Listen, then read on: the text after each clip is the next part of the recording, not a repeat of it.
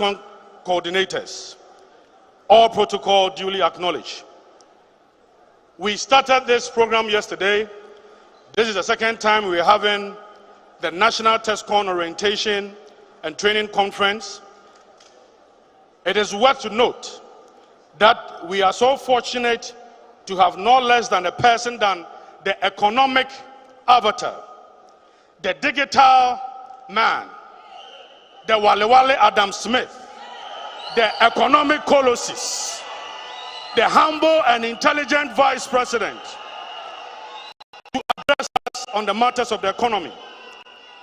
Vice President Dr. Bawumia has been very supportive and a blessing to the youth wing, offering timely and significant contribution in making sure the youth wing becomes very attractive, responsive, and vibrant. I seize this opportunity to, on behalf of the youth of the New Patriotic Party, show our heartfelt gratitude to him and privilege to also support him in any shape or form.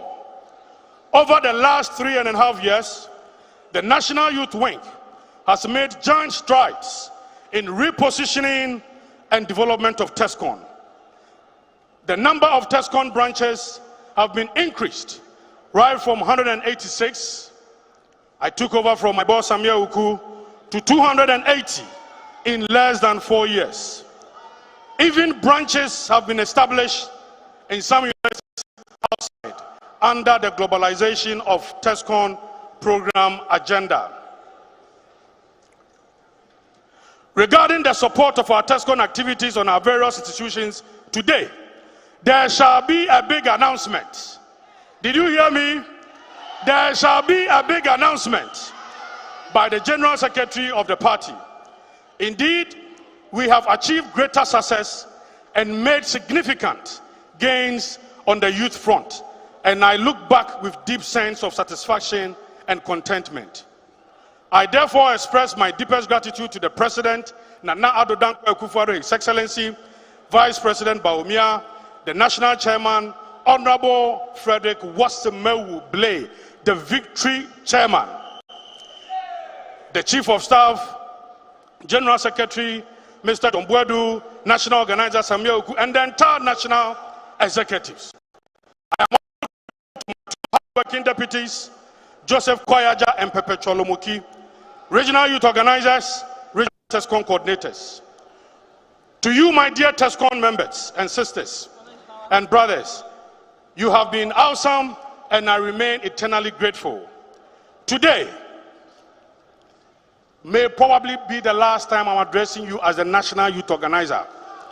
The next time I'll be addressing you, inshallah,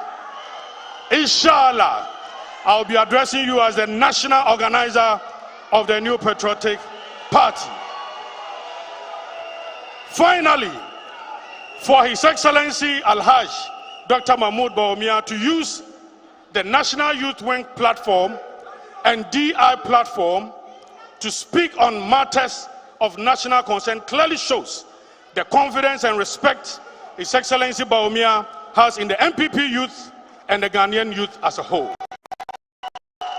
On this note, I welcome you all to the Bawumia Speak on the Economic Forum and wish you the very best. Doctor. His Excellency the Vice President of Ghana, Her Excellency Mrs. Rebecca Akufo-Addo, our beautiful First Lady, Her Excellency Ajia Samira Bawumia, our exotic Second Lady, Honorable Chairman of the New Patriotic Party, General Secretary, Honorable Ministers of State, our Honorable Members of Parliament, CEOs, National Executives, regional leaders of our great party, we welcome you all here once again. Good afternoon. This amazing collaboration between the youth wing of our great party and the Dankwa Institute this afternoon culminates in this very much-awaited lecture to be delivered by His Excellency, the Vice President. The lecture is timely, and indeed we recognize the ever-challenging environment the opposition persistently seeks to create. It is an environment which seeks to erode the amazing works and the achievements of the MPP-led government, and we are definitely not going to allow them to do that. we must remain resolute, determined, and committed to the sustained growth of our great party. However, to do that, we have to be fed with facts and knowledge, and this is what this conference has been about. We are therefore very excited about this lecture, and we are excited about the Youth Wing and the Institute's collaboration. It gives us absolute pleasure to be the ones who give the platform for His Excellency to speak to us about the economy. Distinguished ladies and gentlemen, all protocol duly observed, the lecture promises to be exciting, and I entreat you all to take your pens and jot down the facts. Like the wise ant who gathered during the harvest to survive the lean season, TESCONites, gather as much information as you can so that you'll be better prepared to fight the battle ahead. Thank you very much.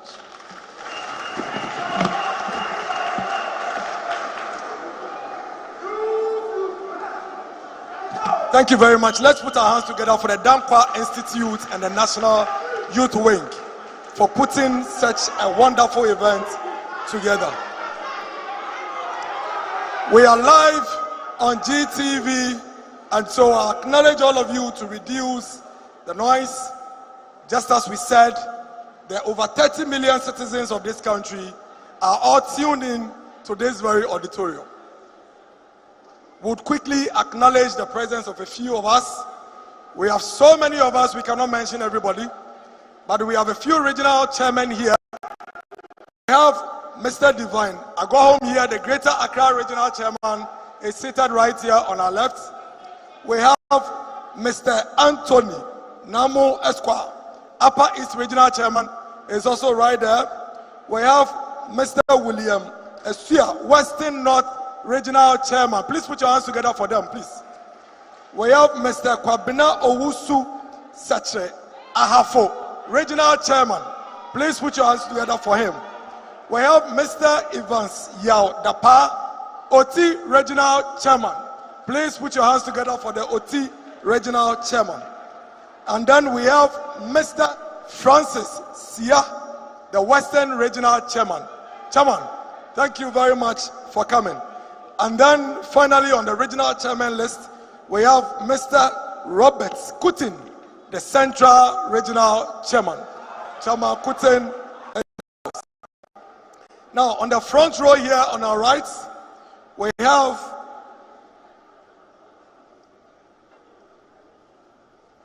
Mr. Stephen Ntim, a former first vice chairman of the New Patriotic Party. We have Mr. Asamoah Boateng,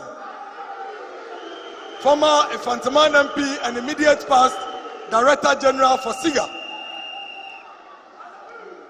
We have Honorable Kwesi Ameyao Chame. Honorable, if you can please be upstanding so we can acknowledge.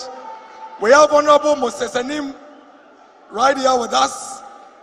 We have Lawyer Jerry Ahmed, Koda, CEO, also with us. And then we have Professor Ameyao Akunfi, also seated right here with us.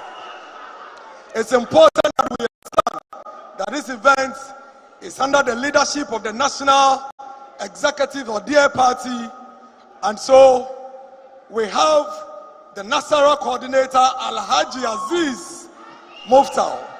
We have the National Treasurer Mr. Abankwa right here with us. We have the Director of Finance and Administration Mr. Collins Niama right here with us. We have the National Organizer of the New Patriotic Party and the Director General of the National Logistics Authority, Mr. Samir Uku, with us.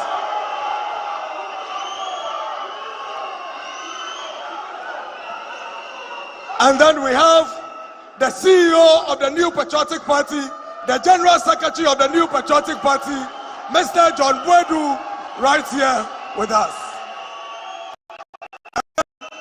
Ladies and gentlemen, right here in our presence, we are honored to have the winning chairman, the victory chairman, the Right Honorable Freddie Blay, right here with us. And as we continue, we'll come up with more acknowledgements. But at this juncture, we'll introduce the victory chairman, the winning chairman of the new Patriotic Party, to come up the stage and give us a very, very, very short address as he accepts to be the chairman of the occasion. Ladies and gentlemen, please let's welcome the Right Honorable Frederick Osimewu Blay, the chairman of the new Patriotic Party. Please put your hands together for him, TESCON. Put your hands together for him, TESCON. To welcome the national chairman of the new Patriotic Party as he accepts to chair this historic, very, very important event put together by the National Youth Commander and the Dankwa Institute. Thank you very much, Chairman. Thank you. TESCON. TESCON. TESCON. Thank you very much.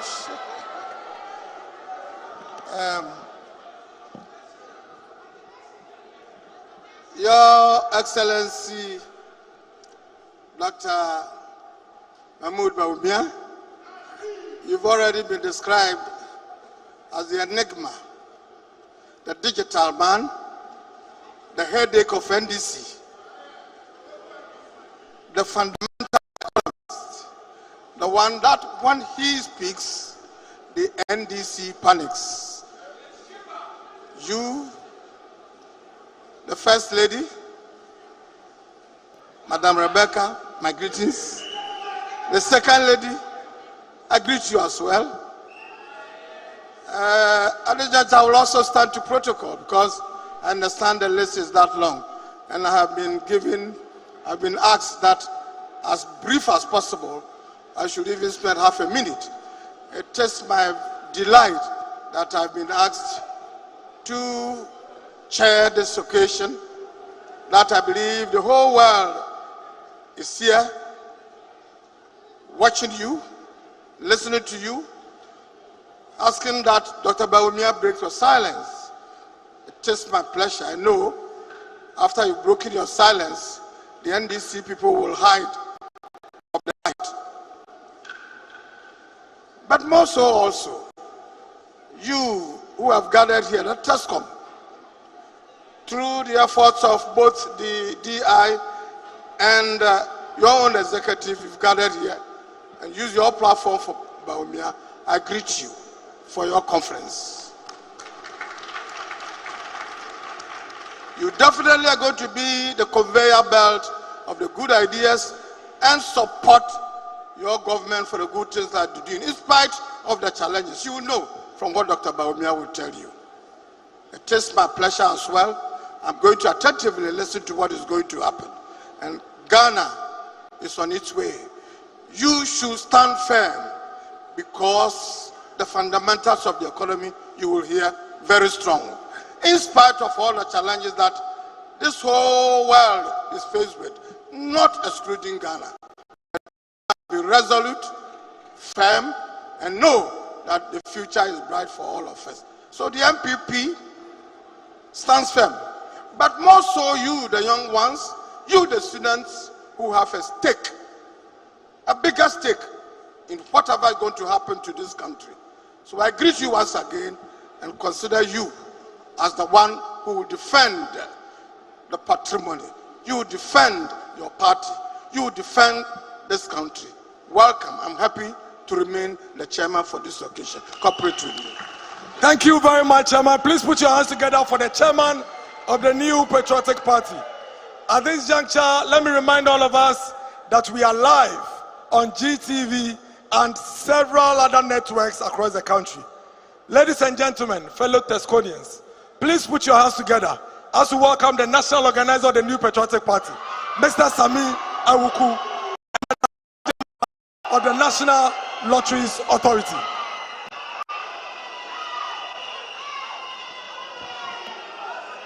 Your Excellency, the Vice President, the National Chairman of the ruling NPP, Our mother, the First Lady, Second Lady, all protocol observed. I'm here for 2 minutes. In 2024, it's important that we tell ourselves from today that we own the campaign and the victory for 2024. Let's move away from allowing our opponents to define us and set the narrative. Let's move away from people calling you to ask you if you are listening to this radio station or watching this TV. Can you call in when you yourself, you can see the numbers down the screen and setting and correcting the propaganda and the narrative. Our government, we've done enough. But the biggest obstacle between us and 2024 is how we shape the narrative for victory in 2024. And I want to appeal to your conscience, emotions, and what we do. Let's not leave the project for just President Akufo-Addo. Let's own the project ourselves. I'm happy that the National Youth Wing and the Dankwa Institute decided to give us this platform. As we see each other and shake hands, I want to encourage you. From today, let the narrative be different. And as you prepare to listen to the digital man and the renowned economist, I know that from tomorrow, instead of they allowing economists to respond to him, they are going to allow the Goro boys to, as usual, do what they do best. But that is why it's important you are also here to understand the issues and see how far our government, led by His Excellency Nana Addo Dankwa Akufo-Addo, has moved the nation from the shackles of poverty that we inherited from the John Mahama administration onto the path of progress and prosperity. I want to thank you all, and once again, thank you. And I heard one of you saying that commitment without, Tobo.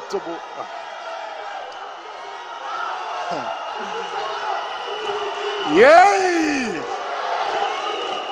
Put your hands together for the national organizer of the New Patriotic Party. Thank you very much.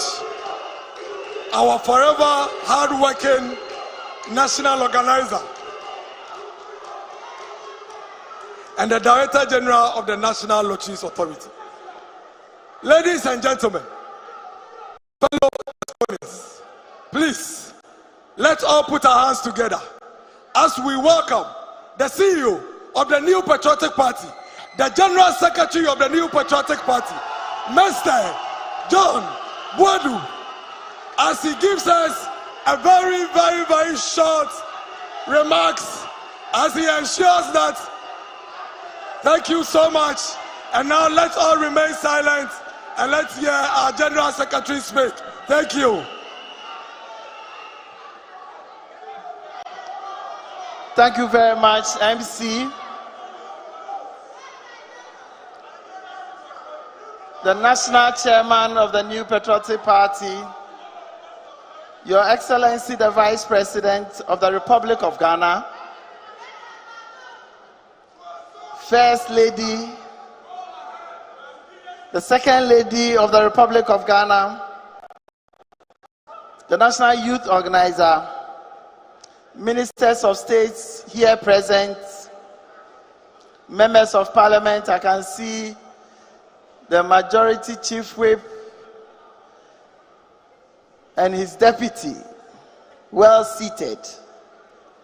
They are the anchor of our party in parliament and government. I think they deserve a better clap than you are doing. I've also seen MMDCs around, government appointees around.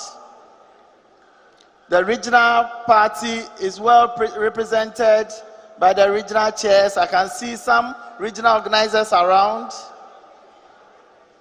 TESCON executives from all our TESCON institutions present, invited guests, the media, student leaders, members of TESCON, and I can see our Kumasi boys here.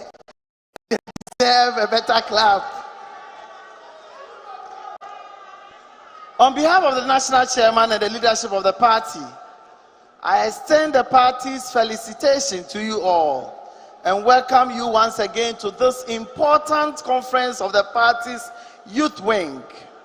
Permit me, Mr. Chairman, to use this opportunity to commend the National Youth Wing and the Dankwa Institute for organizing this all-important TESCON conference as part of the Institute's strategic objective to strengthen its bond with the various institutions and organs within the party.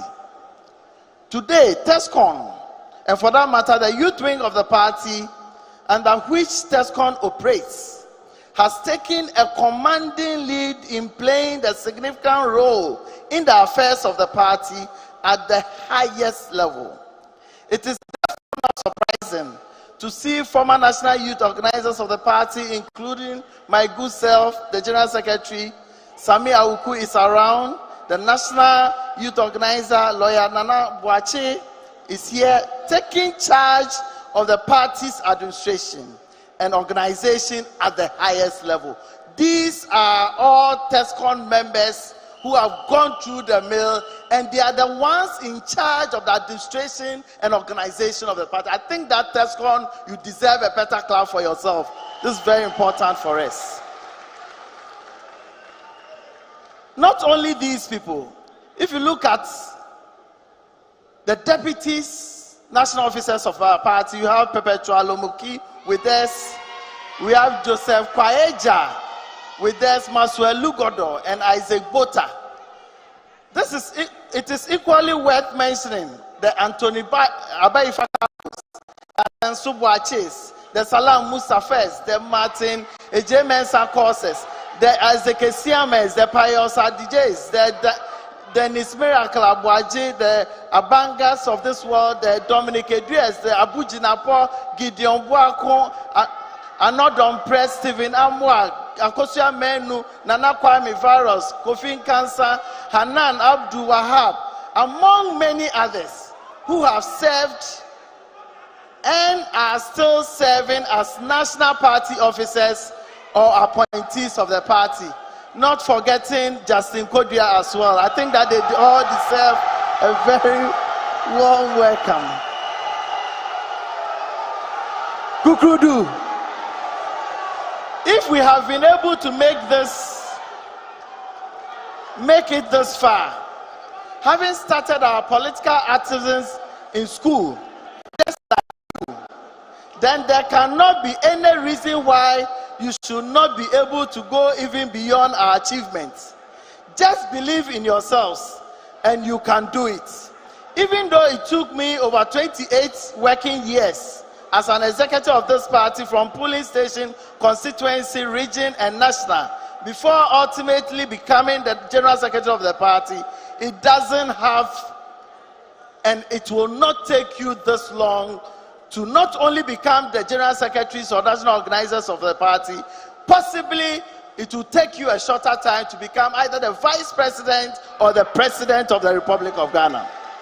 Mr. Chairman, as we all know, it is the struggles of the party's youth wing that gave birth to TESCON, which today has become the intellectual organ of the party and the #1 breeding ground for party leaders across all levels.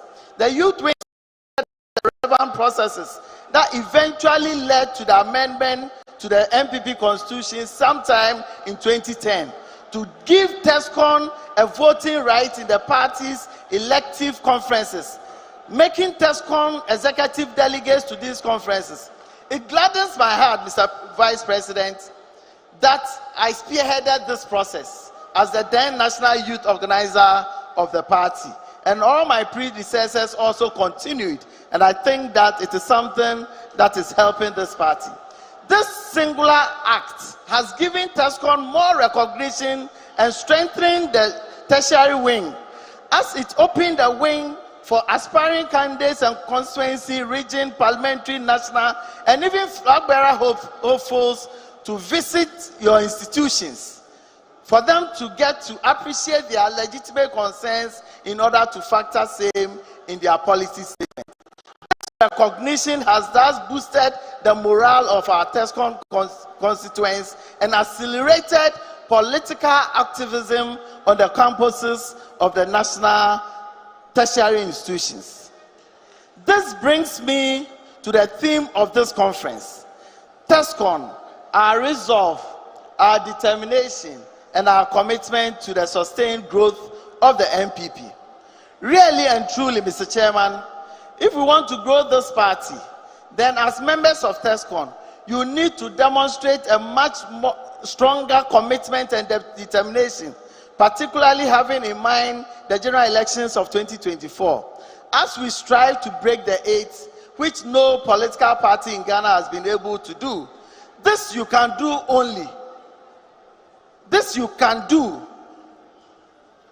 only effectively if you focus on the founding principles as the intellectual organ of the party.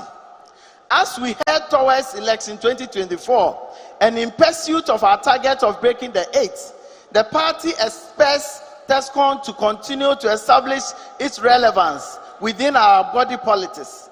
It is also expected that TESCON not only constituted themselves into TESCON Alumni or Association of Past TESCON Leaders. We expect that you get yourself in the workings of the party at the constituency, particularly at the polling station level. The party, ladies and gentlemen, is also revisiting the policy of providing subventions to TESCON in all the recognized tertiary institutions in the country on a regular basis to enhance the activity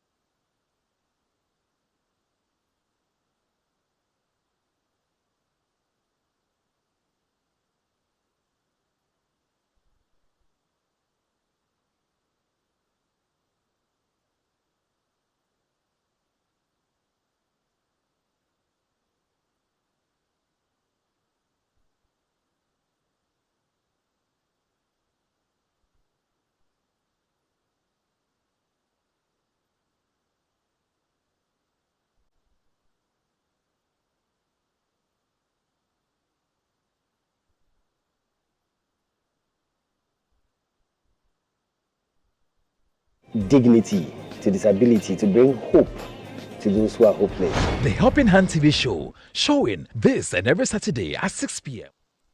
Dignity to disability, to bring hope.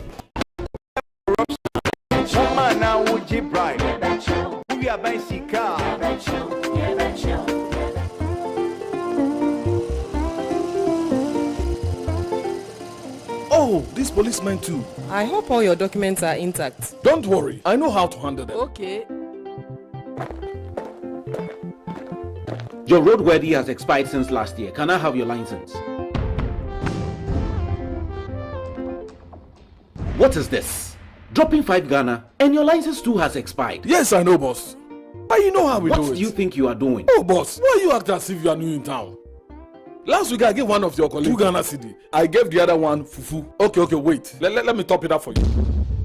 Change has come to Ghana. The bribe giver and the bribe receiver are all corrupt. You are under arrest for having expired documents and also promoting corruption. I'm just a passenger. It is wrong to offer or take bribe. Say no to corruption in Ghana. The anti-corruption campaign is brought to you by the Ministry of Information. We are corruption. Yeah, betcha. From September 1st, Ghana is going 100% paperless at the ports. No, we are here for all of us our interests, not for any individual interest. As for paperless, no dear. But we need more education. Any situation which throws light is a good situation. Eye on port is a perfect intervention. Eye on port is also adding to the growth of the countries going forward in development. Eye on port has come to upgrade and promote the industry. Eye on Ports, showing this and every Wednesdays at 8:30 p.m. on GTV. Eye on Ports, transparency in doing business and building nation. Proudly brought to you by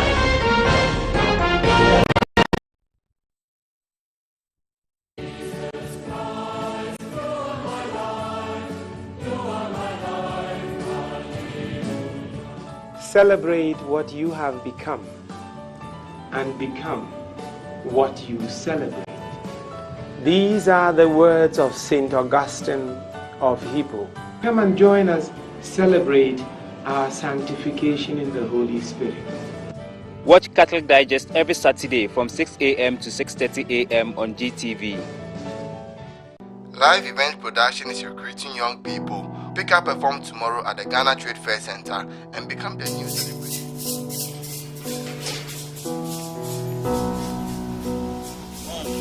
Going to the trade fair to pick the forms I told you about. Oh, okay. Take care, okay? And call me when you get there. I will. Thank you.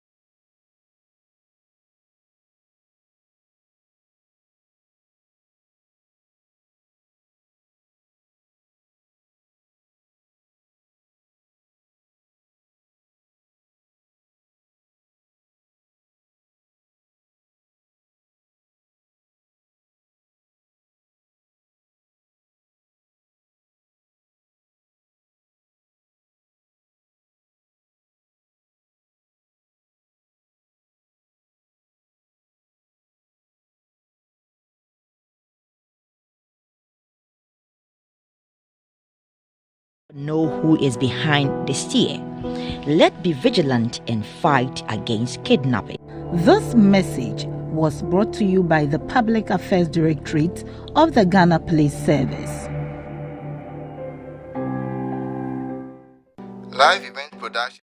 Young people, pick up a form tomorrow at the Ghana Trade Fair Center and become the new celebrity.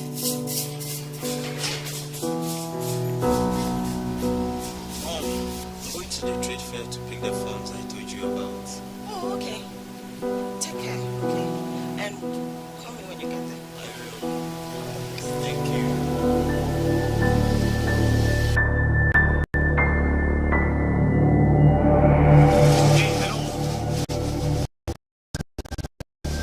I also yet to pick up the phone.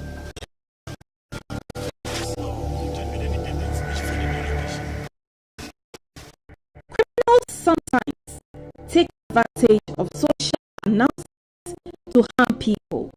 Don't leave home without confirming the exact location of the job interview or the event you intend to attend from a reliable source. Avoid accepting free ride from strangers to your destination. Let's be vigilant and fight against kidnapping. This message was brought to you by the Public Affairs Directorate of the Ghana Police Service.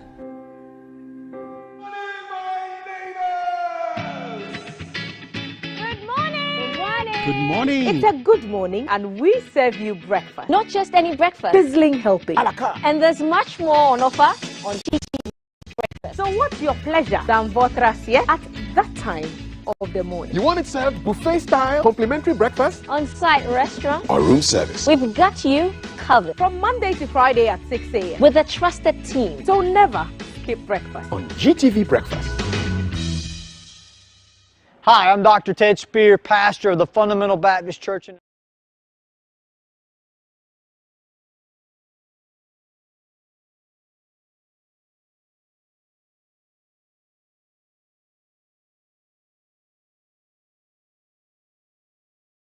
Seize every opportunity to engage more young people to join your ranks. It is important to hold events to discuss policies and share ideas to give young people hope and a sense of optimism during these globally challenging times.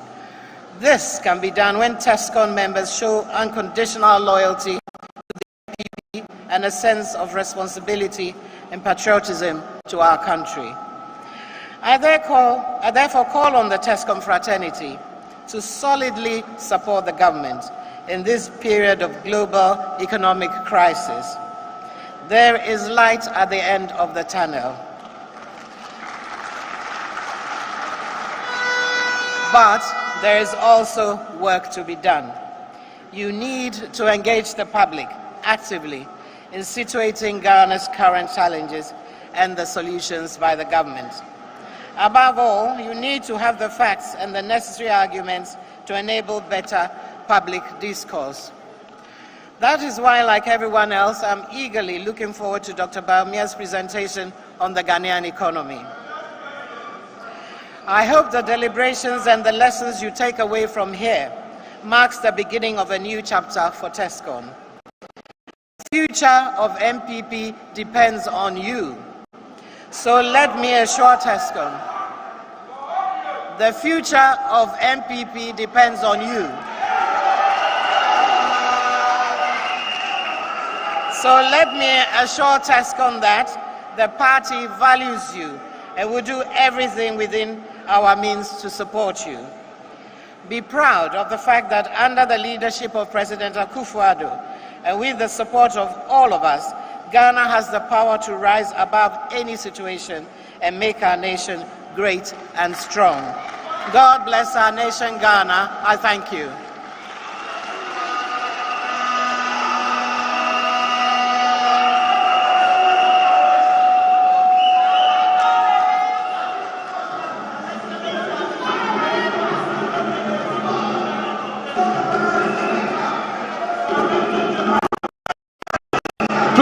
Put your hands together for the First Lady of the Republic of Ghana. Thank you very much, our beautiful First Lady, Mrs. Rebecca Akufo-Addo, for the very, very inspiring and kind words this afternoon. Thank you, thank you, thank you so much. Now the moment is almost here. The time that we always, and we've been always waiting for. But before then, let's acknowledge the presence of the CEO for the National Buffer Stock, Alhaji Hanan Abdul Wahab. Please put your hands together for Alhaji. Thank you, Alhaji, for all your support for the National Youth Wing and TESCON. Let's acknowledge the presence of the CEO for the Youth Employment Authority, Mr. Justin. Thank you for all your support. Let's acknowledge the presence of the former. Thank you. Let's acknowledge the presence of the former. Thank you, TESCON. Thank you enough.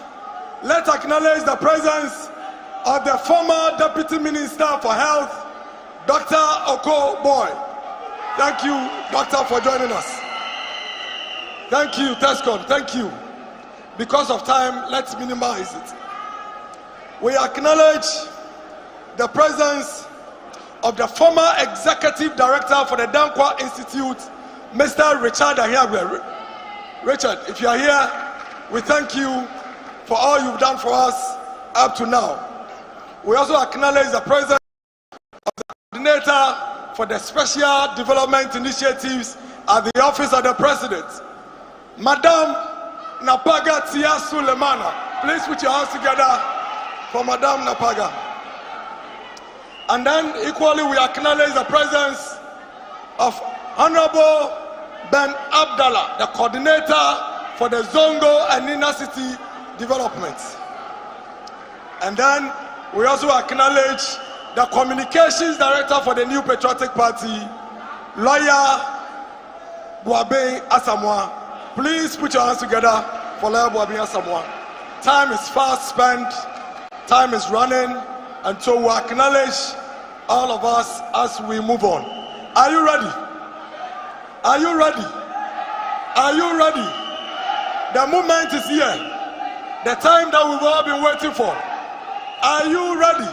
TESCON, if you are ready, let me hear all the noise that you have here. And then, before Akosia does the introduction, please, let's acknowledge the presence of Ambassador Michael Kwei Jr., the CEO for Free Zones Authority. Thank you, Ambassador, for joining us this afternoon. We appreciate it.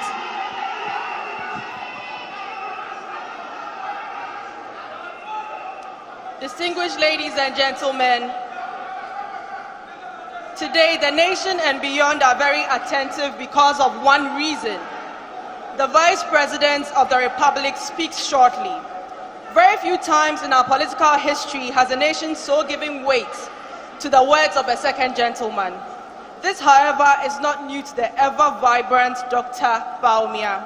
Ever since his emergence onto the political scene, the economic whiz has always held the nation's ear as the leading economic voice of reason. In opposition, the government looked to him for economic advice, and now that he's in government, the opposition still yearns to hear from him on economic issues. A champion of bold ideas, Dr. Bawumia in 5 years has led the biggest digitalization drive on the continent as part of the process of reforming the very structure of our economy. Like him or dislike him, it is a fact that he has been Ghana's most proactive vice president since independence. His words resound like a political titan, and his lecture is literally an academic experience for the nation's best minds.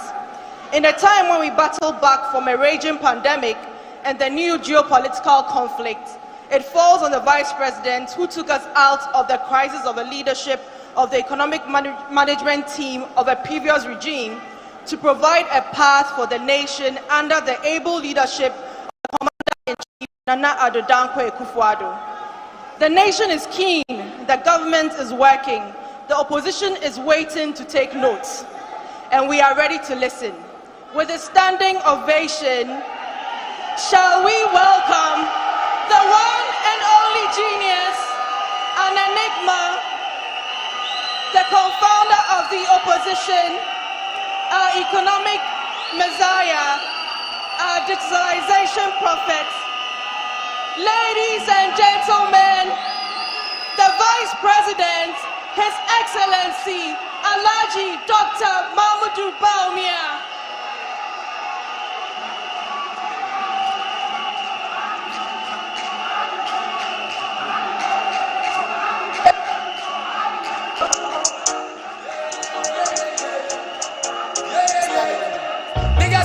People try plenty talking, I swear to God.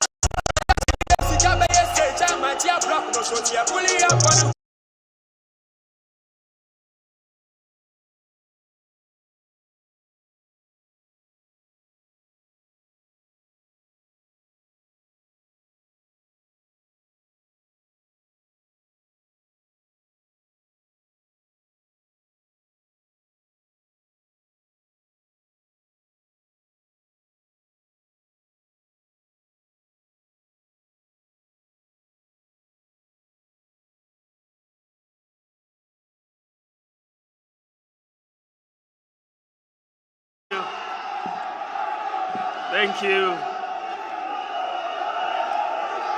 Thank you very much. Appreciate it. Thank you. Thank you. Thank you.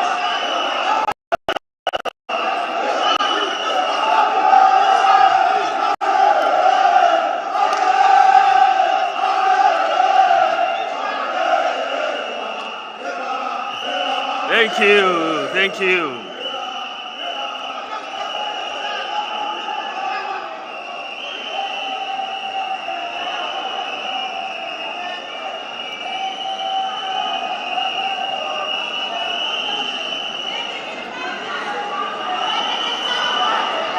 Thank you. Our National Chairman, Your Excellency, the First Lady of the Republic, Mrs. Rebecca Akufo-Addo, my boss's beautiful Rebecca. Your Excellency, the Second Lady of the Republic, Alhaji Samira Bawumia, my own beautiful Samira.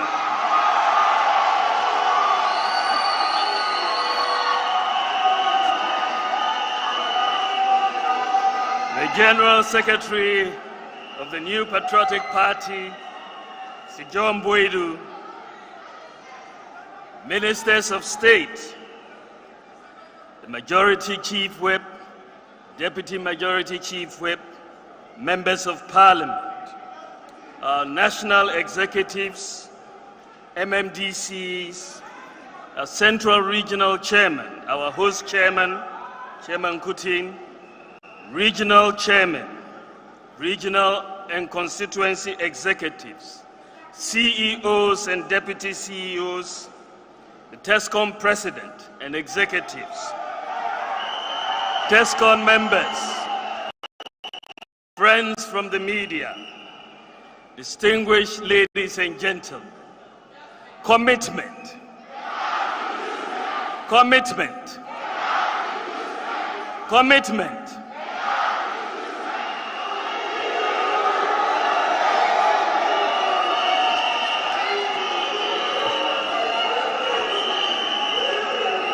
Good evening. It is my pleasure and privilege to once again have the opportunity to address you at this important national conference.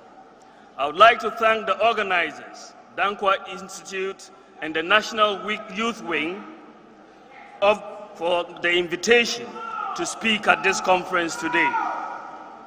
Today, I want to address the state of the economy.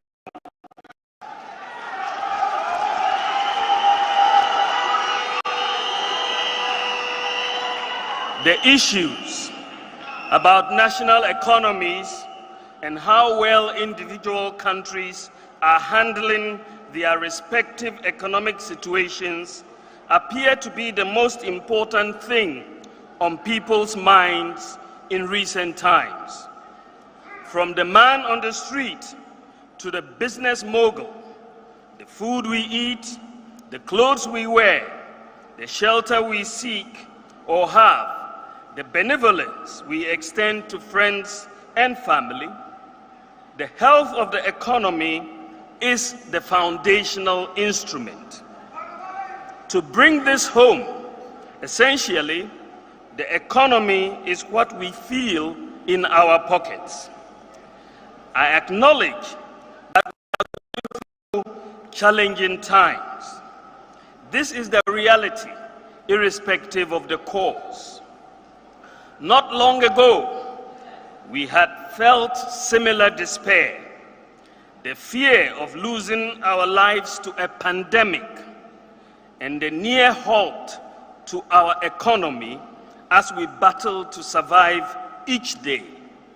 Some years ago, we had been confronted by very dire circumstances.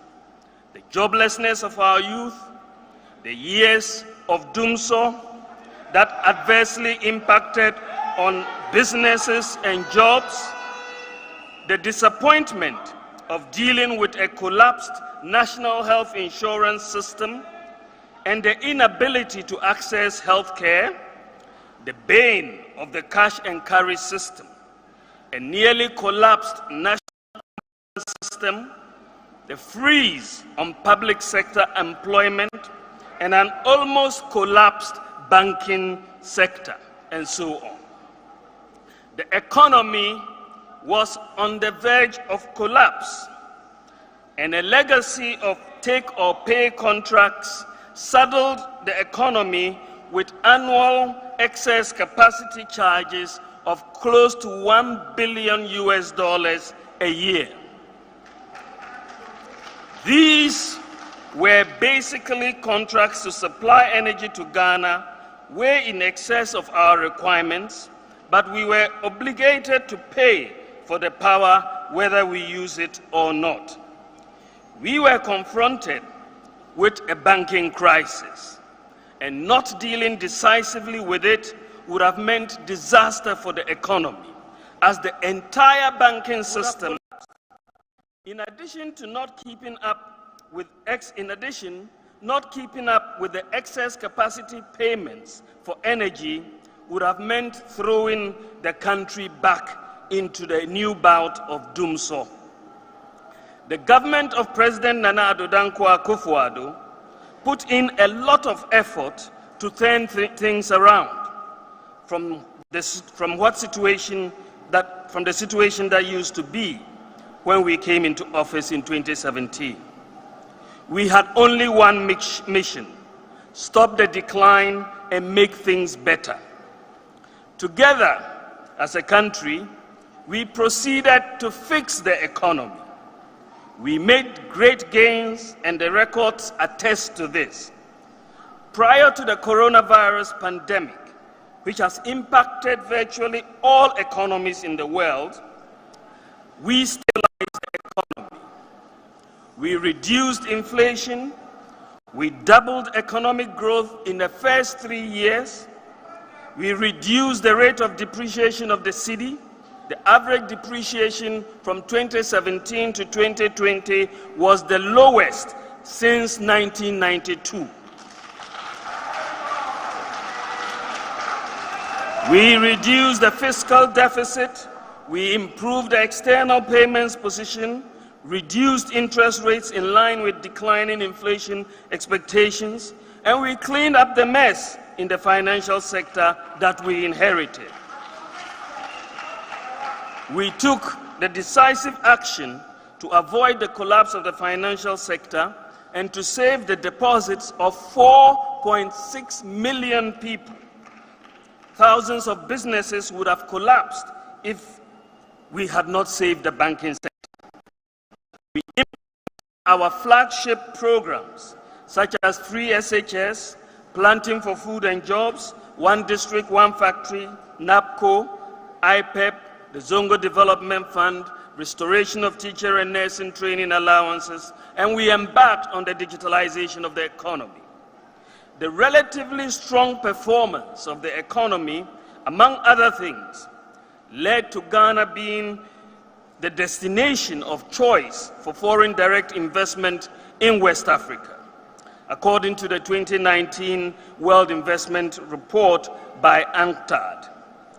Unfortunately, the COVID-19 pandemic changed the economic circumstances of virtually every country in the world. Today, our economy is witnessing rising prices of fuel and virtually all commodities like bread, rice, sugar, sachet water, cement, iron rods, and so on. From Malata Market through Abofor Market to Techiman Market to Takoradi Market Circle to Pando and almost everywhere across the country, prices are on the rise. In the first quarter of this year, we have also suffered a sovereign credit ratings downgrade by 2 ratings agencies. And along with that, there has been a significant depreciation of the cedi between February and March this year. These developments, ladies and gentlemen, have come as a surprise to many Ghanaians. And in the ensuing discussions, many questions have been asked about the state of the economy. These questions include: what has happened to the fundamentals? Why are the prices of goods and services increasing so fast? Why has the cedi depreciated so fast this year?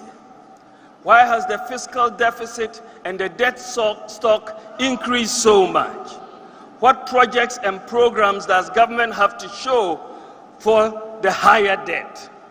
Are the government flagship programs like Free SHS the cause of our current economic challenges? How about the promise to move the economy from a focus on taxation to a focus on production? Where is the new economy that government promised to build? How has the government tackled corruption? What has the government done to relieve suffering of Ghanaians? And how is the government solving the current economic challenges?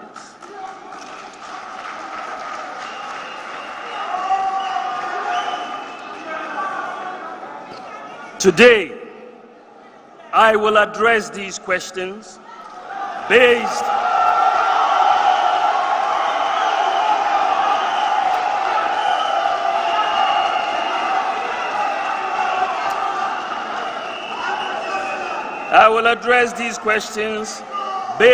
on data and facts.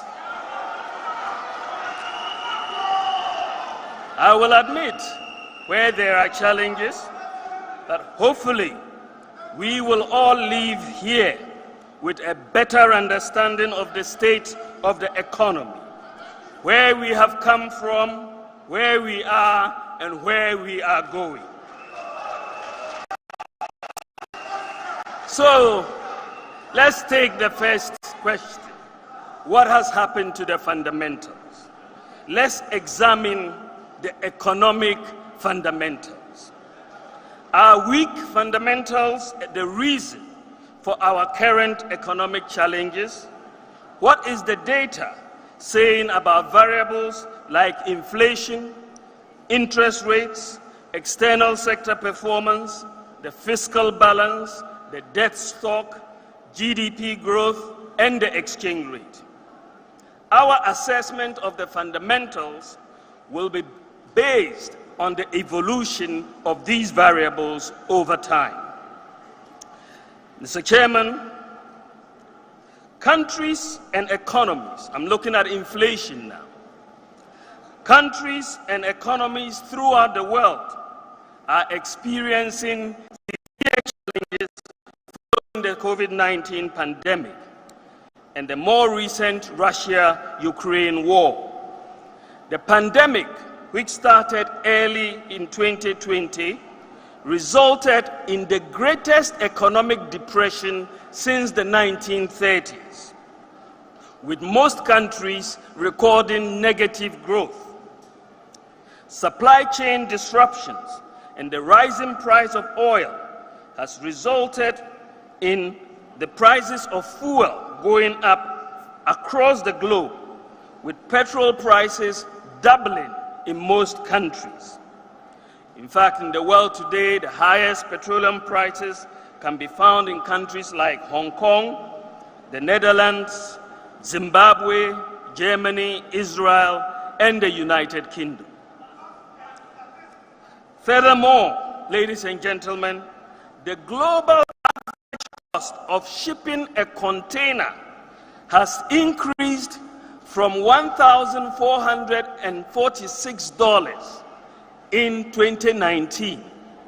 The global average cost for shipping a container has gone up from $1,446 in December 2019 to $9,789 as at February 2022. This is an increase of 576% to ship a container globally. This has dramatically increased the cost of shipping goods and therefore their prices on the market. Food prices have also not been left out.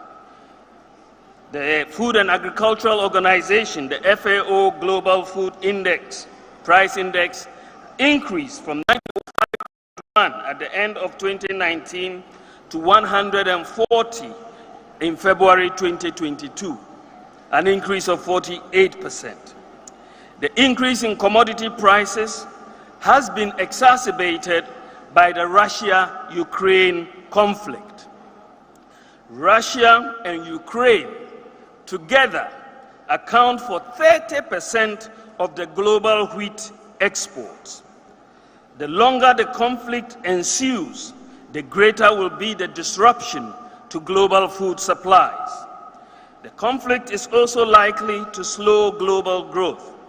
According to the African Development Bank, the price of wheat has shot up by 62% since the war began, and the price of fertilizer is up by 300%, and the price of maize is up by 36% since the war began. Here in Ghana, 60% of our total imports of iron ore and steel are from Ukraine.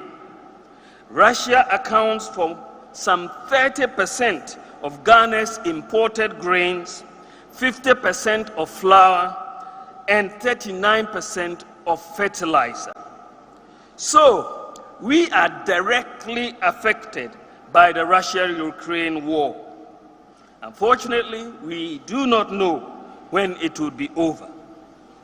The global increase in fuel prices is causing hardships in even the most advanced economies like the United States of America.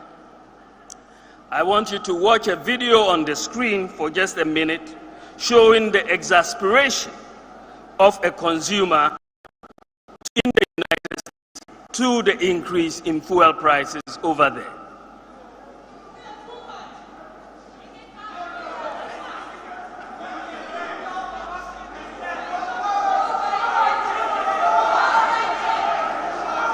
And this is a consumer complaining about fuel price increases. Global.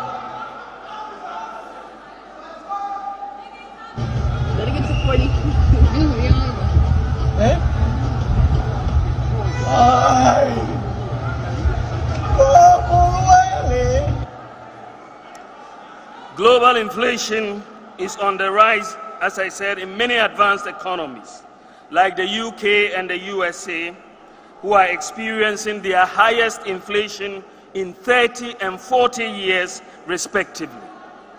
Africa's largest oil producer, Nigeria, is experiencing fuel shortages, as you can see the queues for fuel on the screen. They are experiencing high food prices as well as power outages. Food prices are rising sharply in Algeria, and there are shortages there. There are food protests in Spain over high fuel prices, food and electricity bills. In the UK, consumers are complaining about energy bills, higher taxes, the water bill, higher national insurance, higher broadband charges, and so on. And in fact, the entire Eurozone is also feeling the pinch of rising prices.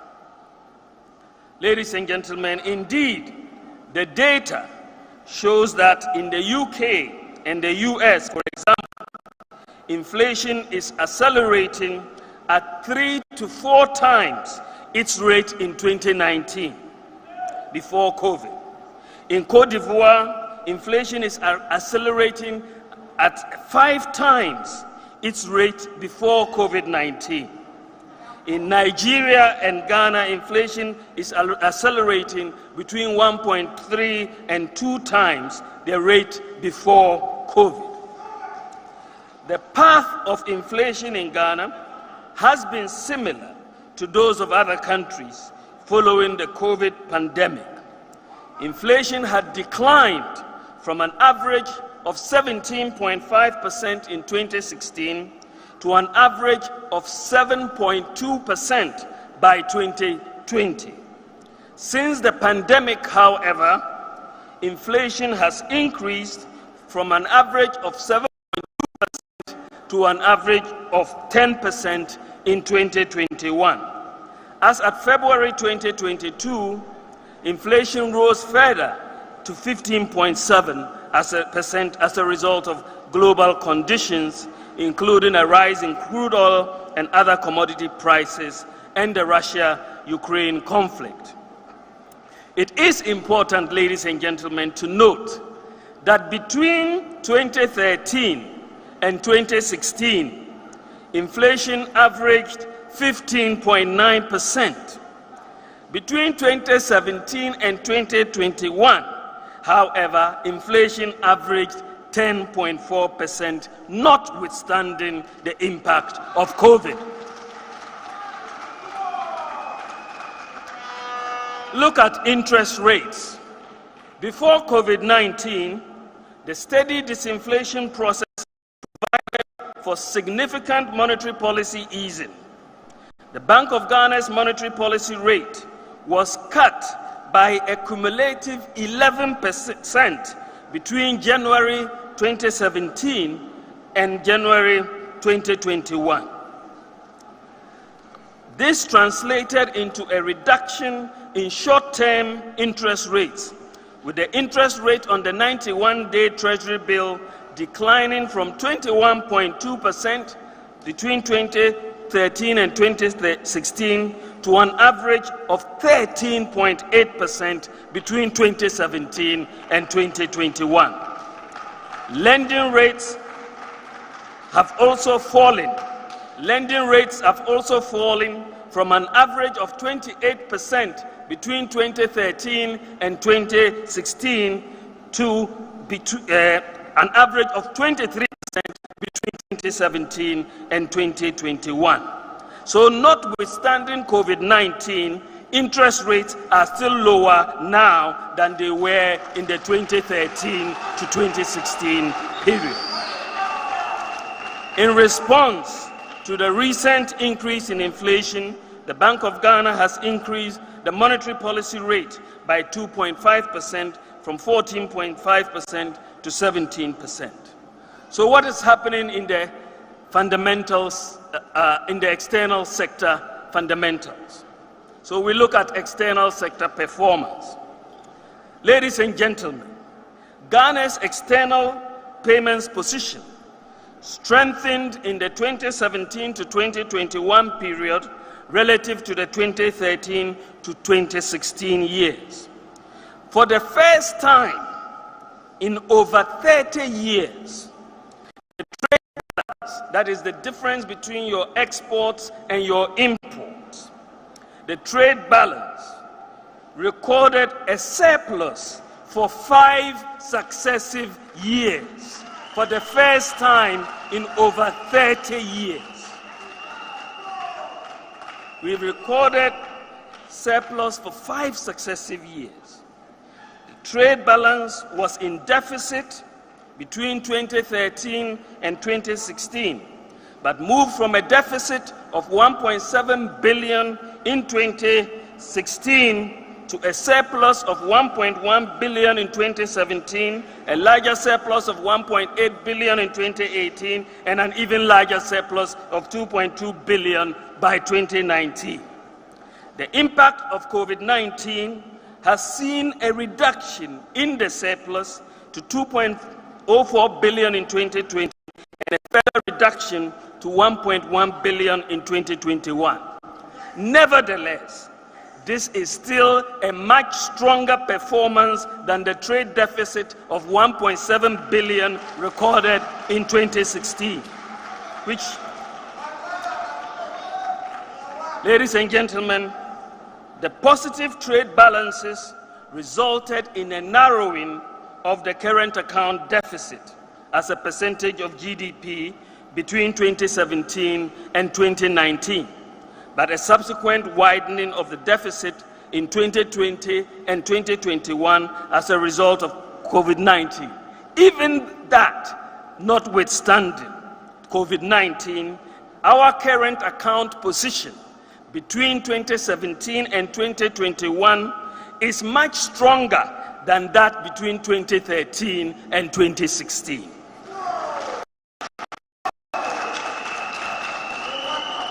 Improvements in the current account performance and increased capital inflows have helped to boost Ghana's international reserves. The data shows that gross international reserves increased from 6.1 billion in 2016 to 8.4 billion 4 months of import cover by 2019, and subsequently to 9.6 billion 4.4 months of import cover at the end of 2021. By February 2022, the gross international reserves had decreased marginally to 9.5 billion for 4.3 months of import cover. So in terms of gross international reserves, our economic situation is still much stronger than what it was in the 2016 period. Now we come to the fiscal balance and the debt. Distinguished ladies and gentlemen, the developments in the fiscal balance show a remarkable and sharp dichotomy between the fiscal deficit, that is the difference between government revenue and government expenditure, before COVID and after COVID. The fiscal deficit between 2013 and 2016 averaged about 7% of GDP. Between 2017 and 2019, that is before COVID, the fiscal deficit declined to an average of 4.5%. For the first time in a decade, we recorded primary balance surpluses for 3 years in a row. And to sustain the path of fiscal discipline, Parliament passed into law a Fiscal Responsibility Act that limits the fiscal deficit in any year to a maximum of 5% of GDP and requires a positive primary balance. Then, out of the blue, we were doing so well, we had brought the fiscal deficit down from an average of 7.2% in 2013 to 2016 to 4.5% by 2019. Then, out of the blue, in 2020, COVID hit. It hit the world with devastating economic and health consequences. His Excellency the President, Nana Addo Dankwa Akufo-Addo, had to take some quick and difficult decisions. The approach of the government was summed up in the President's famous statement that, and I quote, "We know how to bring back the economy, but we don't know how to bring back lives."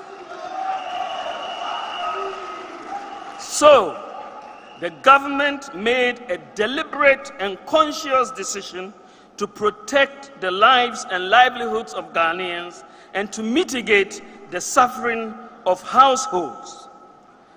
Government therefore had no option than to suspend the fiscal responsibility law to allow for the higher expenditure.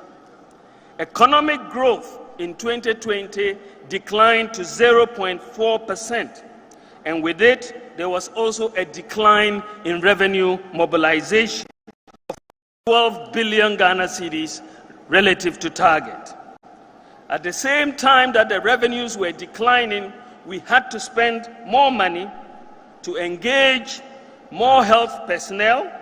We hired 58,000 health personnel in this period to provide tax relief packages, to provide free electricity, free water, and to support businesses to acquire PPEs and vaccines and so on. The combined impact of these factors, as well as other expenditures, resulted in an increase in the fiscal deficit from 4.8% of GDP in 2019 to 15% of GDP in 2020, and a subsequent decline to 11.4% of GDP in 2021. The primary balance also went from a surplus of 0.9% of GDP to a deficit of 5.3% of GDP in 2020, before narrowing to 2% of GDP primary deficit in 2021. I should note that Ghana has been acknowledged globally for doing an excellent job in managing the COVID-19 pandemic. And we have the strong leadership of His Excellency the President, Nana Addo Dankwa Akufo-Addo, to thank for that. Deaths from COVID so far have totaled 1,445, and the total case count as at yesterday, the total cases in Ghana were 42 cases. So we have managed the COVID very well, and the expenditure was necessary for us to do so and to save lives. Some commentators and analysts have argued that the COVID expenditures could not be the only reason for the large fiscal deficit that was recorded in 2020 and 2021. In fact, I agree with this view because the data supports it, and I'll show you why.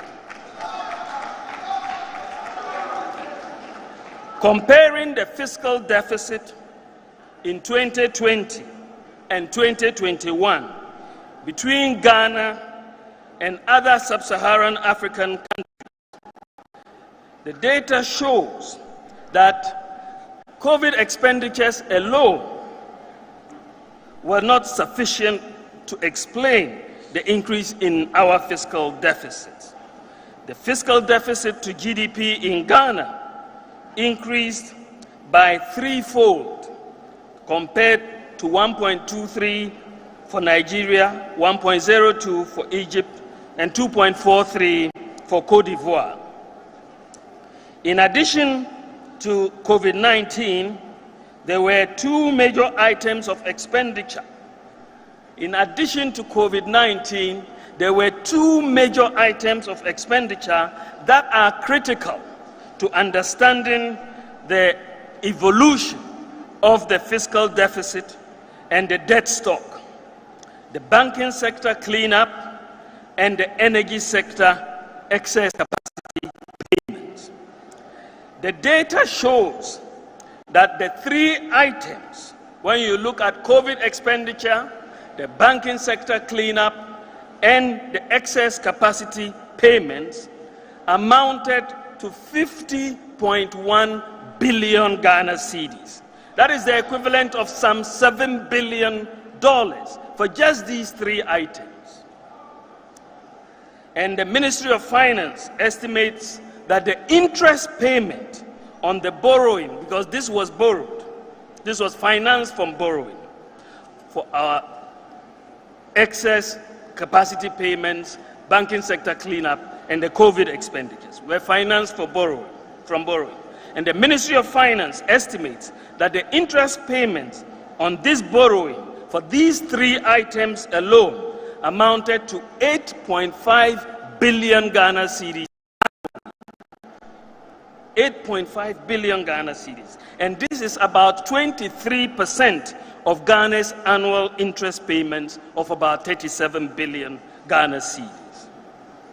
So to put this expenditure of 50.1 billion and interest costs of 8.5 billion in perspective, it is important to juxtapose this expenditure against the total expenditure or releases on some of our key flagship projects, including free SHS, One District, One Factory, Planting for Food and Jobs, the development authorities, the Ghana Card, Zongo Development Fund, NAPCO, teacher training allowances, and nursing training allowances.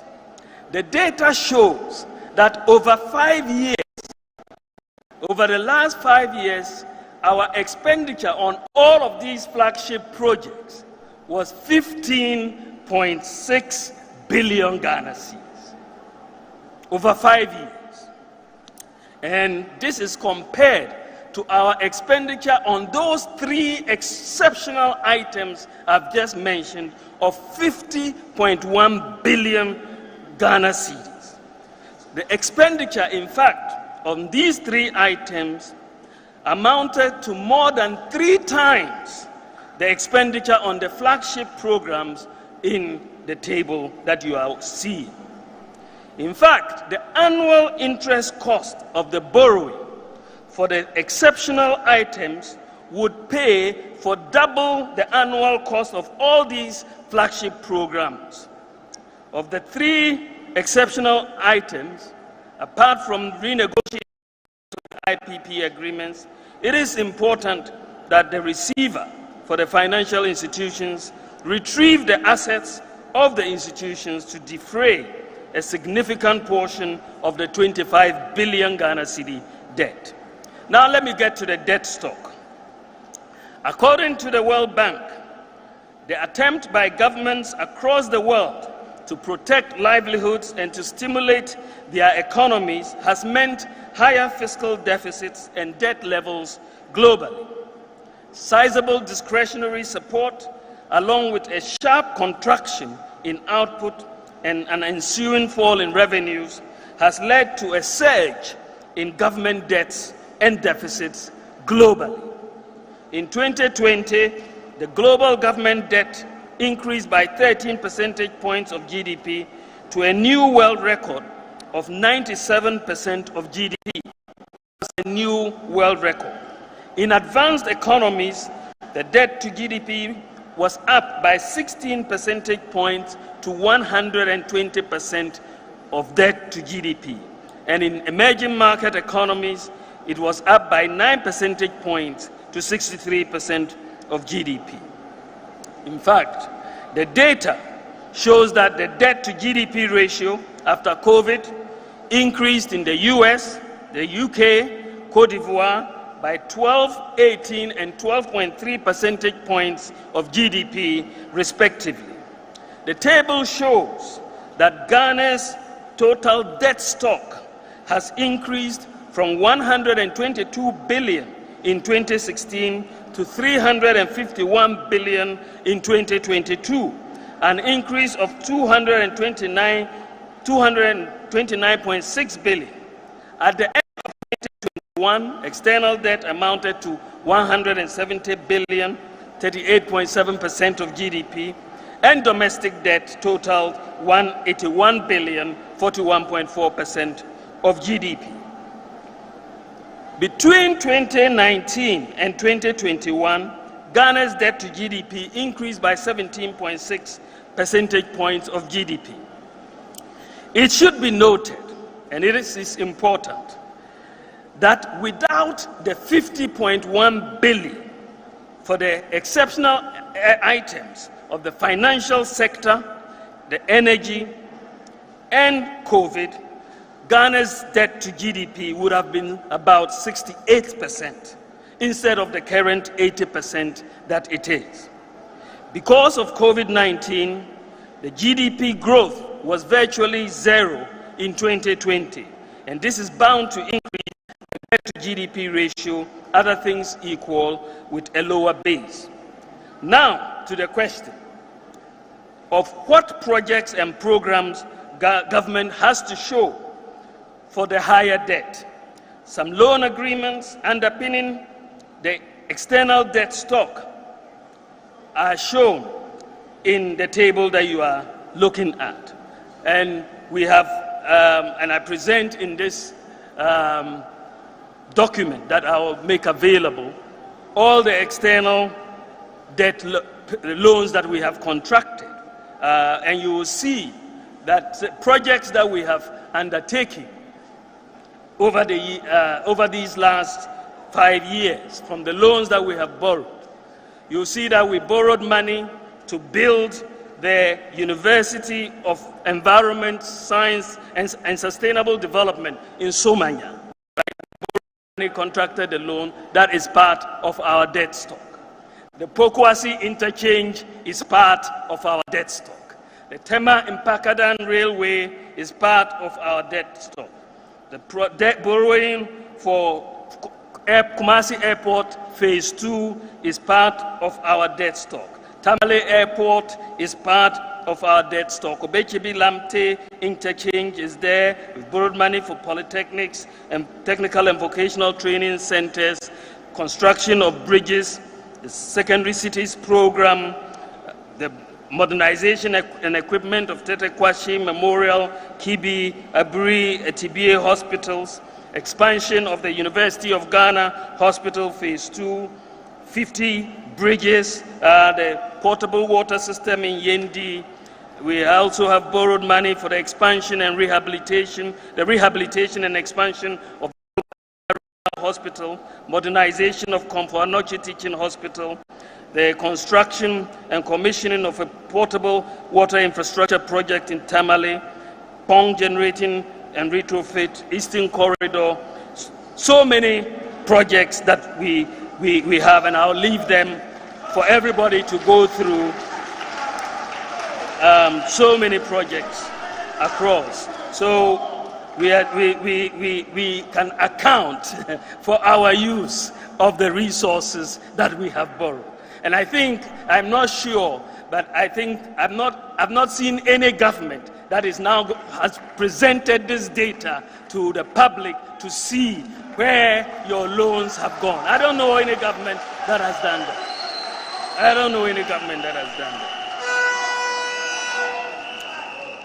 Ladies and gentlemen, we talked about moving the economy from a focus on taxation to a focus on production.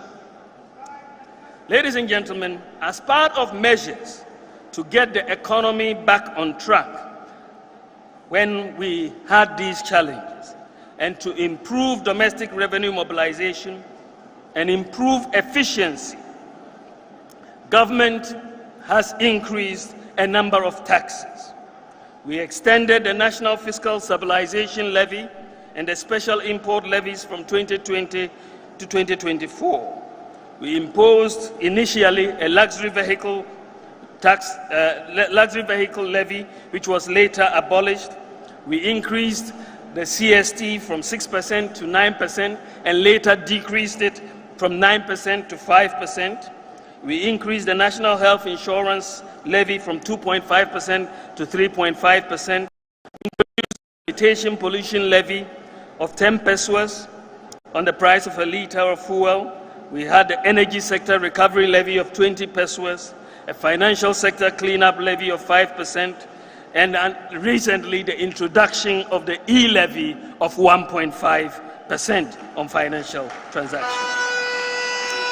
However, it is important to point out that notwithstanding the revenue challenges that we inherited when we came into office, we took the decision to reduce taxes in the economy. We were aware that our decision to reduce taxes could worsen our revenue challenges in the short term, but we were of the firm conviction that this would spur growth and increase tax revenues in the medium to long term. In fulfillment of our manifesto to move the economy from a focus on taxation to a focus on production, we have so far reduced or abolished 18 separate taxes and levies, and most of them were manifesto promises. No such broad-based reduction in taxes has been implemented by any government since independence. No such since independence. We abolished the 5% VAT on real estate sales, abolished the 17.5% VAT on selected imported medicines, abolished the 17.5% VAT on financial services, abolished the import duty on the importation of spare parts, abolished the 1% special import levy, abolished the 17.5% VAT on domestic airline tickets, abolished levies on boats on kayak. We abolished the excise duty on petroleum. We provided full corporate tax deduction for private universities who plow back 100% of profits into the university. We reduced the national electrification levy from 5% to 3%, reduced public lighting levy, reduced the special petroleum tax from 17.5% to 13%. We replaced the 17.5% VAT with a flat rate of 3% for traders. We granted a capital tax exemption on stocks traded on the Ghana Stock Exchange, abolished the income tax on mutual funds and unit trust schemes, abolished the income tax on real estate investment trust, and we recently reduced the withholding tax for gold exporters from 3% to 1%. So we reduced or abolished 18 separate taxes. And despite these tax reductions, the data shows that revenue collection in nominal cedi terms has increased by 25% annually since 2017. Beyond these measures, government focused on production in the real sector. We said from taxation to production. Virtually every government, ladies and gentlemen, in our history has noted the need for Ghana to change the structure of the economy through diversification and by shifting from the focus on the production of raw materials to value addition. This is a key pillar of Nana Addo Dankwa Akufo-Addo's Ghana Beyond Aid agenda. To accomplish this, government has implemented the following programs: food and jobs to increase agricultural output for agro-processing and food sufficiency. The results of planting for food and jobs have been quite remarkable, with a significant increase in food production. The Tono Dam and the left and right banks of the Pond Dam have been rehabilitated to provide 13,190 hectares of additional irrigable land for rice and vegetable production. 80 warehouses have been constructed with a combined storage capacity of 80,000 metric tons to provide storage and reduce post-harvest losses. Reforms in the cocoa sector, including hand pollination, have resulted in the highest ever production, that is 1,047,000 tons, the highest ever recorded in the history of Ghana during the 2020-2021 cocoa season. The one district, one factory policy has taken off with significant impact on the manufacturing sector. 106 factories have been completed and are operational, and 148 factories are under construction. And this represents, ladies and gentlemen, This represents the largest number of factories established under a government in Ghana since independence. The facilitation of the growth of an automotive industry is on course. Volkswagen, Suzuki, Sinotruk, Peugeot, and Toyota, and recently Nissan, have all established assembly plants in Ghana. Kia, Hyundai, and Renault are also on course to start production in Ghana this year. Kantanka Automobile is also benefiting from the same incentives that have granted all of these foreign investors. Ladies and gentlemen, we have started the process of building the integrated bauxite and aluminum industry. The partner for the project, Rockshore International, a wholly Ghanaian-owned company, has been selected as the partner and has already started work to develop the Ninahin Mpasaso Hills. The minerals resource estimate to confirm the quantity and quality of the bauxite is being undertaken this year, after which the refinery design will follow for the establishment of an aluminum refinery in Ghana. Ghana has waited since independence, and with visionary leadership, sound planning, and by the grace of God, it is finally happening. We are building an integrated bauxite and aluminum industry. Also, government through Exim Bank has committed $60 million to supporting local pharmaceutical companies. So far, 75% of the approved amount has been released to the local pharmaceutical companies. Ladies and gentlemen, changing the structure of our economy through diversification and the value addition will not happen overnight.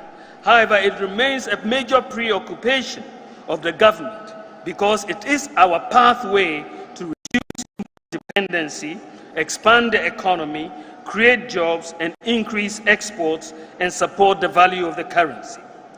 So, how has this shift in focus to production manifested in GDP growth? So let's look at the fundamentals of GDP growth.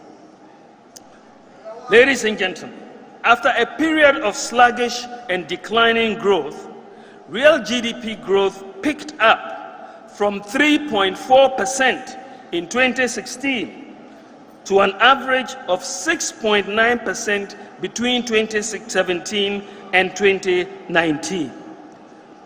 The onset of COVID-19 in 2020, however, resulted in a sharp reduction in GDP growth to 0.4%.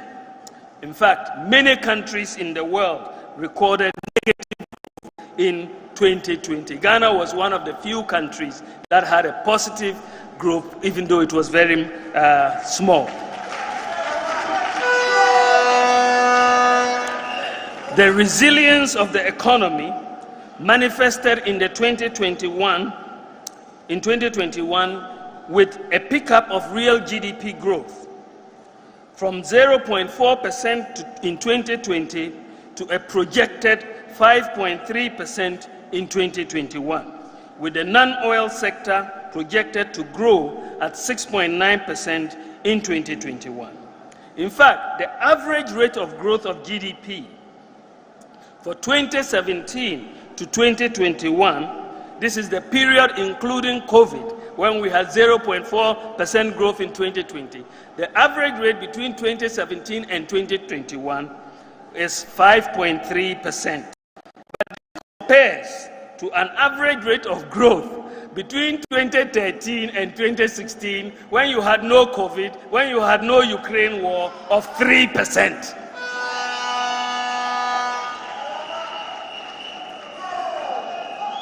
Therefore, even with COVID, the growth of the economy is fundamentally stronger than it was in the 2013 to 2016 period. In per capita terms, GDP per capita, that is total income per population, has continued to increase from 7,757 Ghana cedis in 2016 to 12,389 Ghana cedis in 2020, notwithstanding COVID. This represents an increase in GDP per capita by some 60% since 2016. In US dollar terms, GDP per capita increased from $1,978 US in 2016 to $2,213 US in 2020. This was the year where we had almost zero growth, but we still, in per capita terms, we've done better than we inherited in 2016. Ladies and gentlemen, when you look at the sectoral growth, what is happening in agri industry and services, the data tells us that the agricultural sector has seen a major increase in output since 2016, increasing from an average growth of 2.85% between 2013 and 2016 to an 5.8% between 2017 and 2020. In fact, 2017 to 2020, our average growth in the agricultural sector is double what it was in 2013 to 2016. And this is as a result of the success of the Planting for Food and Jobs program. And the data for the first 3 quarters of 2021 in fact shows an even higher growth. The first 3 quarters shows a massive growth of 10.1% in the agricultural sector. Now, when we look at the industry sector, it also saw a significant growth prior to COVID. Between 2013 and 2016, industry recorded an average growth of 3.3% between 2013 and 2016, 3.3% average growth. Between 2017 and 2019, before COVID, industrial growth increased to an average of 10.8% from 3.3%. This was before COVID. With the onset of COVID-19, as you can expect, industry growth declined to minus 3.6% in 2020 and minus 1.7% in 2021. Between 2017 and 2020, industry growth grew by 7.2%. That is including the COVID years. Between 2017 and 2020, 7.2%. And this is more than double the growth in 2013 to 2016 when they did not have COVID at all. Growth in the service sector between 2013 and 2016 averaged 5.2%. Prior to COVID, the service sector increased at an average of 7.3%. Growth, however, declined to 1.5% in 2020 to bring the average growth for the 2017-2020 period to 5.85%.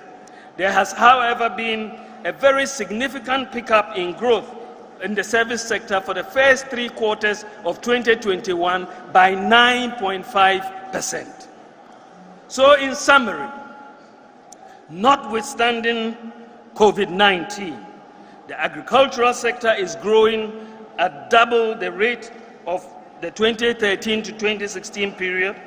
The industry sector is growing at double the rate of the 2013-2016 period, and the service sector has recorded a higher average growth rate than in the 2013 to 2016 period. The growth fundamentals of our economy are strong and resilient. In the context of sub-Saharan Africa, GDP growth in Ghana has consistently outpaced the growth in sub-Saharan Africa since 2017. Even in 2020, when as a result of COVID-19, sub-Saharan Africa recorded negative growth on average, Ghana was one of the few countries with positive growth. Between 2017 and 2021, growth in Ghana has averaged 5.3%, while that of sub-Saharan Africa averaged 2.3%. So GDP growth in Ghana was therefore more than double the sub-Saharan African average for this period. The evidence and the data is therefore clear that we have made good progress in shifting from a focus on taxation to a focus on production.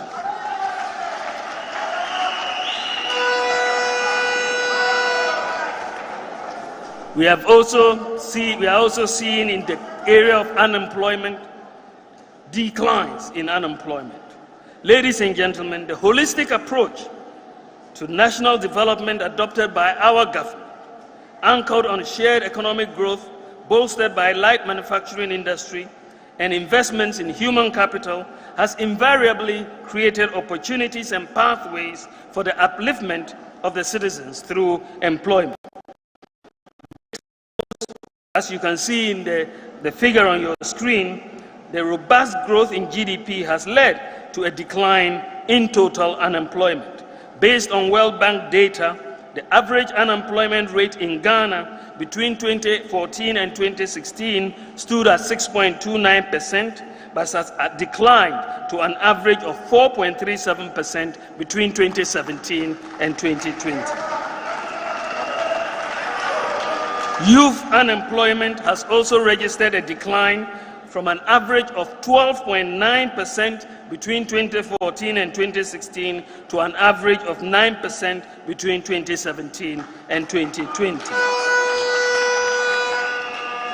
Ladies and gentlemen, government is also rolling out the Youth Start initiative for the youth.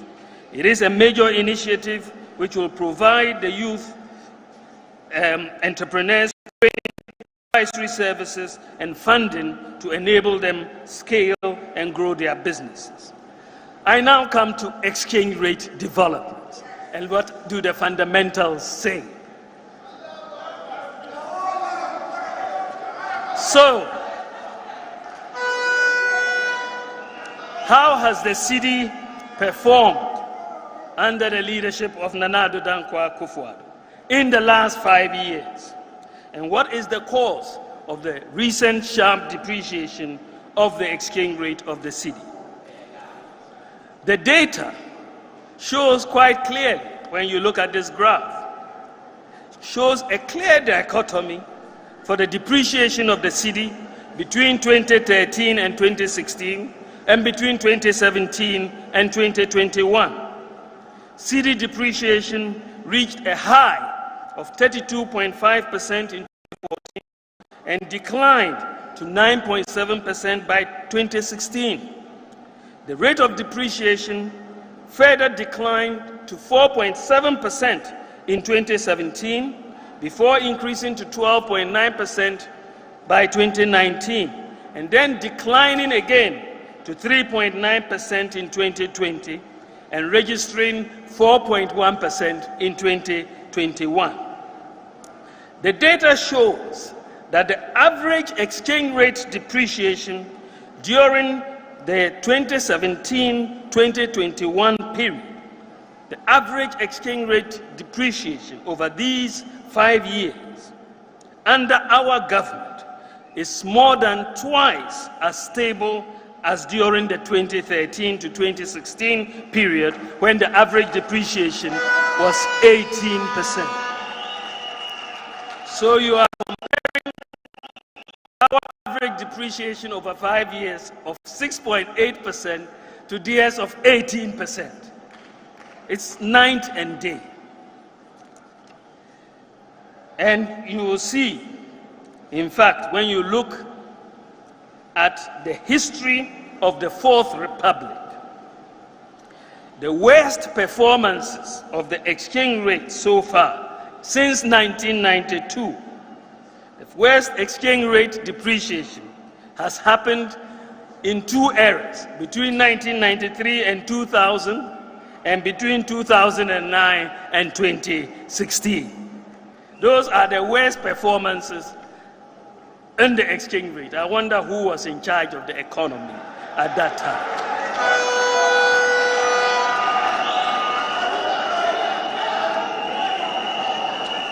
Ladies and gentlemen, so we had in the exchange rate.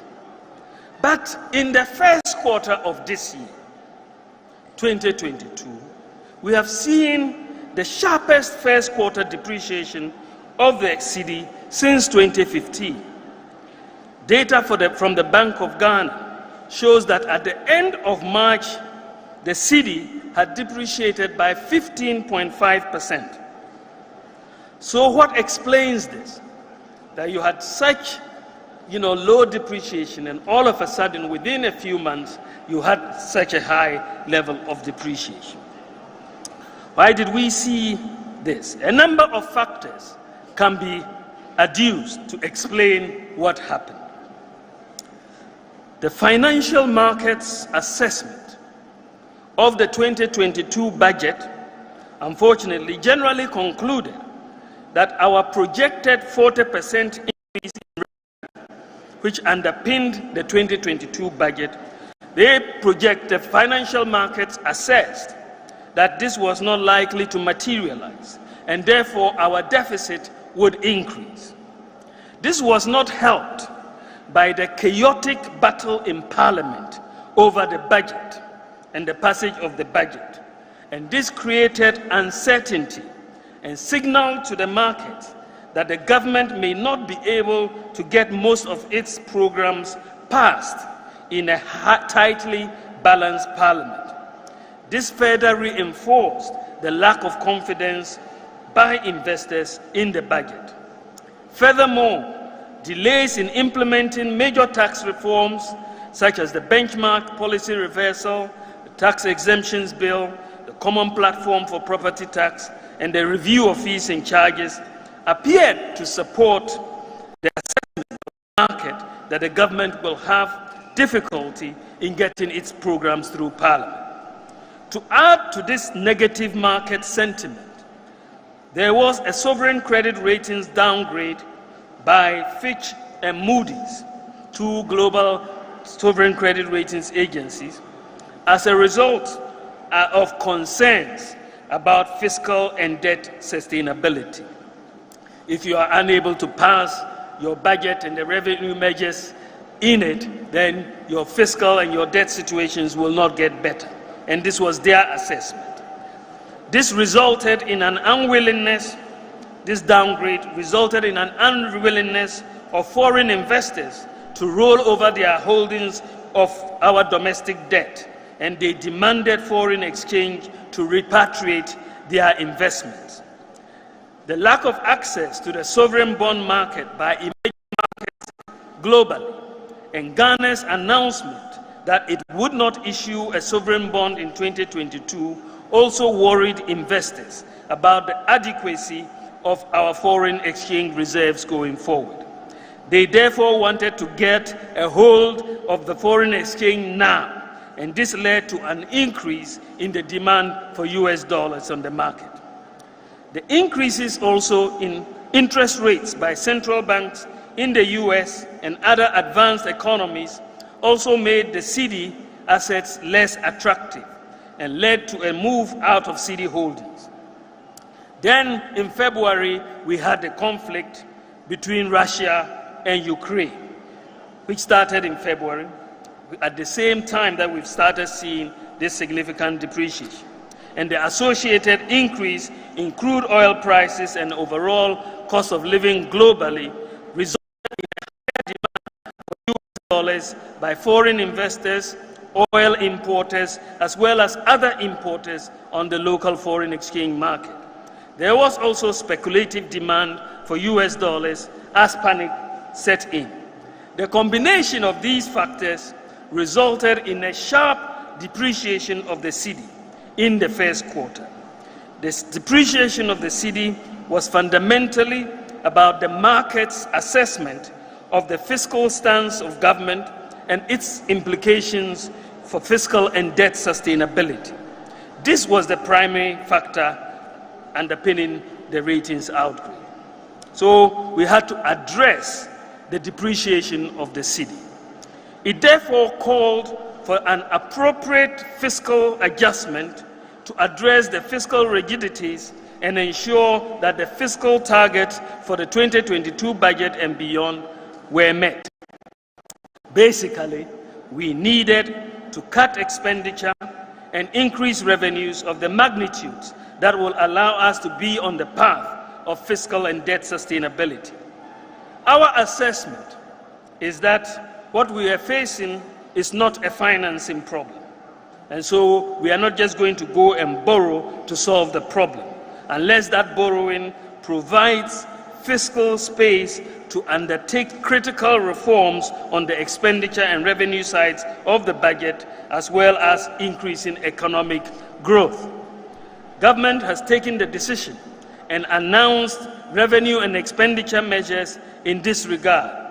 This include, on the expenditure side, the discretionary spending cut by an additional 10%, ongoing measures to eliminate ghost workers from the payroll, renegotiation of energy sector IPPs, prioritization of ongoing public sector projects over new ones, pursuing reprofiling strategies to reduce the interest expense burden on the fiscal, 50% cut in fuel coupons allocations to government appointees and political heads and political appointees, a moratorium on the purchase of imported vehicles for the rest of the year. On the revenue side, we have an implementation and collection of the revised property rate, implementation of the EVAT, rollout of the simplified tax filing mobile application, prioritized revenue assurance, compliance, enforcement packages, and no duty, no exit from the MPS terminal at Tema Port. And these are all very significant measures and critical steps in the right direction. In response to the increasing inflation and exchange rate depreciation, the Bank of Ghana has tightened monetary policy by increasing its policy rate by 2.5% from 14.5% to 17%, and increased reserve requirements of banks from 10% to 12%. The capital adequacy ratio has been increased from 10% to 13%. Also, a new foreign exchange auction for oil importers has been implemented by the Bank of Ghana, and this will help reduce volatility on the foreign exchange market. The announcement of these fiscal and monetary policy measures, along with the passage of the revenue measures in the budget by Parliament, has increased confidence, the confidence of investors about Ghana's fiscal outlook, and appears to have restored calm on the foreign exchange market.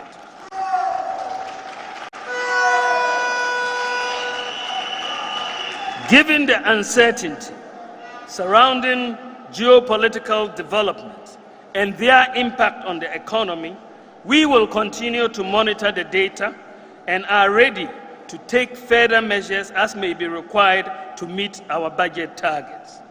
The relaxation of the COVID-19 restrictions and the opening of our land borders is expected to result in increased economic activity and economic growth.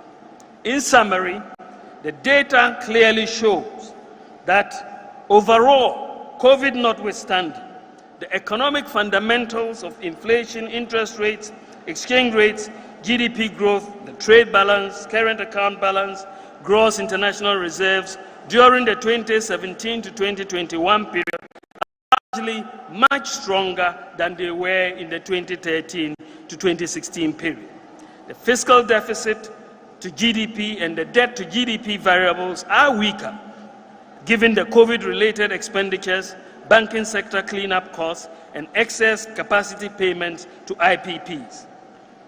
We should note that no government in the history of Ghana, no government has had to deal with a global pandemic which resulted in the worst global depression since the 1930s, and a war between Russia and Ukraine and its implications, and a financial crisis pretty much in succession. No government has been able to deal with these: the financial sector crisis, COVID, the war in Ukraine, and the pandemic. Circumstances, given what we have had to deal with, when you look at the fundamentals, our management of the fundamentals has been quite remarkable.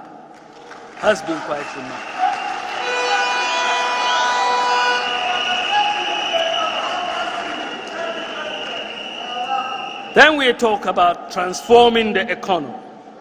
The government of Nana Addo Dankwa Akufo-Addo set out to build a modern, prosperous economy. There are several elements of this economic transformation. Industrialization. This is why we are doing one district, one factory, the automotive industry, the bauxite and aluminium integrated industry. Agriculture is a major part of the transformation agenda.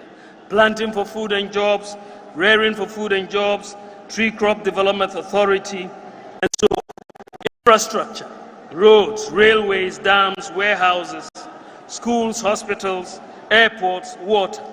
Then you have the education anchor. We've growing our education, free SHS, free TVET, investment in TVET institutions. These are all building blocks to the transformation of the economy that is taking place in Ghana. However, ladies and gentlemen, we can only build a vibrant modern nation if we have strong systems and institutions that work.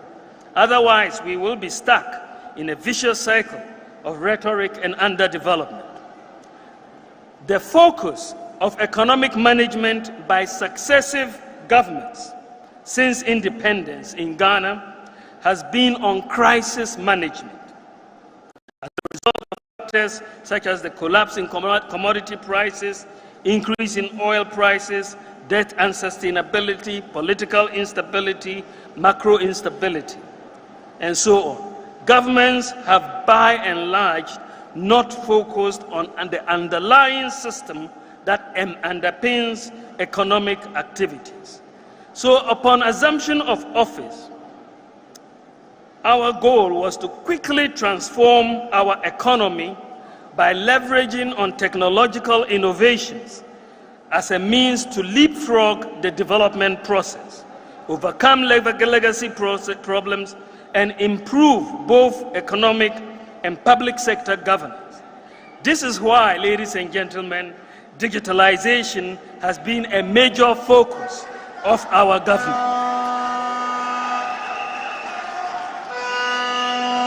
Our strategy since 2017, our strategy has been to build a new system through digital transformation. I'll now look at how we have done so. We are addressing the issue of a unique identity. From independence until we came into office, Ghana did not have a national ID system. And we quickly moved to issue the biometric national ID cards, the Ghana card. This Ghana card project was initiated by President Kufuor, but was practically abandoned for 8 years.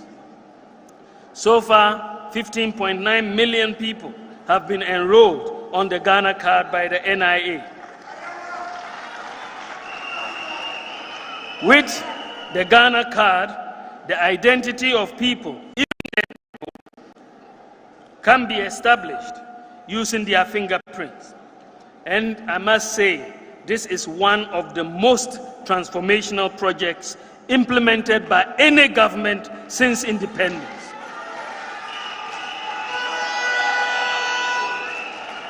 To solve the problem of a lack of a working address system in Ghana, we have leveraged GPS technology to implement a digital address system for Ghana, capturing every square inch of land in Ghana. In the process, the Land Use and Spatial Planning Authority has identified and provided 7.5 million properties in Ghana with street names and house numbers, and the process of affixing address plates to these properties is ongoing. Then we set out to promote financial inclusion through mobile money interoperability. Mobile money interoperability has made it possible to transfer money seamlessly across different mobile money networks and between bank accounts and mobile wallets. Today, because of the mobile money interoperability we have implemented, today you can transfer money from MTN to Vodafone or to Tigo, and also make payments from your mobile money account into a bank account. And you can receive payments from abroad, remittances, onto your mobile phone.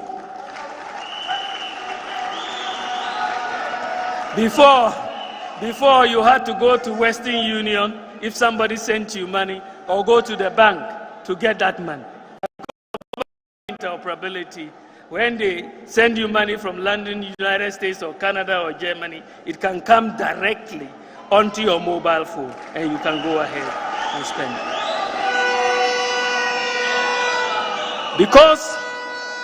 Because mobile money, the mobile money account, because we've made it interoperable with the bank account, because the mobile money account performs just like a bank account, as a result of mobile money interoperability, over 90% of adult Ghanaians have bank accounts or mobile money accounts that function like bank accounts.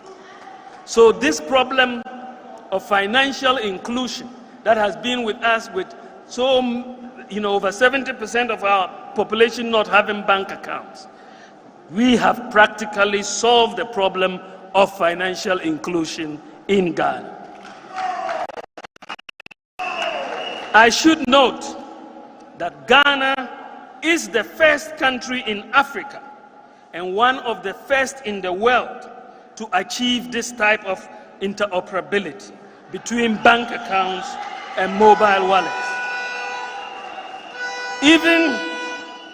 Even in the United States of America, the Federal Reserve Bank does not have interoperability in its real-time payments network. On March 15th this year, just a few weeks ago, Rwanda attained mobile interoperability between their telcos, which allows clients of one telco to send money to clients of another telco. They have not yet been able to achieve the interoperability between the mobile money account and the bank account that we have in Ghana. I am proud to say that in this area, we are way ahead of most countries in the world. Achieving mobile money interoperability in Ghana is therefore no small feat, especially if you look at the cost. We spent only $4.5 million to achieve mobile money interoperability. Some people wanted to spend $1 billion for the same thing. The data, ladies and gentlemen, the data shows that because of mobile money interoperability, Ghana is the fastest growing mobile money market in Africa. And just listen to this data. Listen to this data. At the end of 2016, the total cumulative value of mobile money transactions at the end of 2016 the total cumulative value of mobile money transactions was 78.5 billion Ghana cedis in 2016. Following mobile money interoperability, the total cumulative value of mobile money transactions has increased from 78.5 billion to 978.3 billion.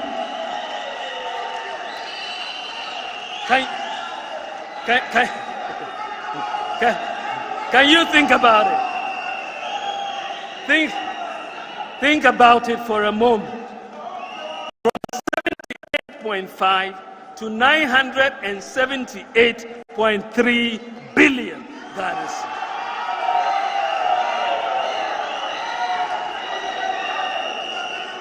And they don't understand why the future is digitalization. They don't understand.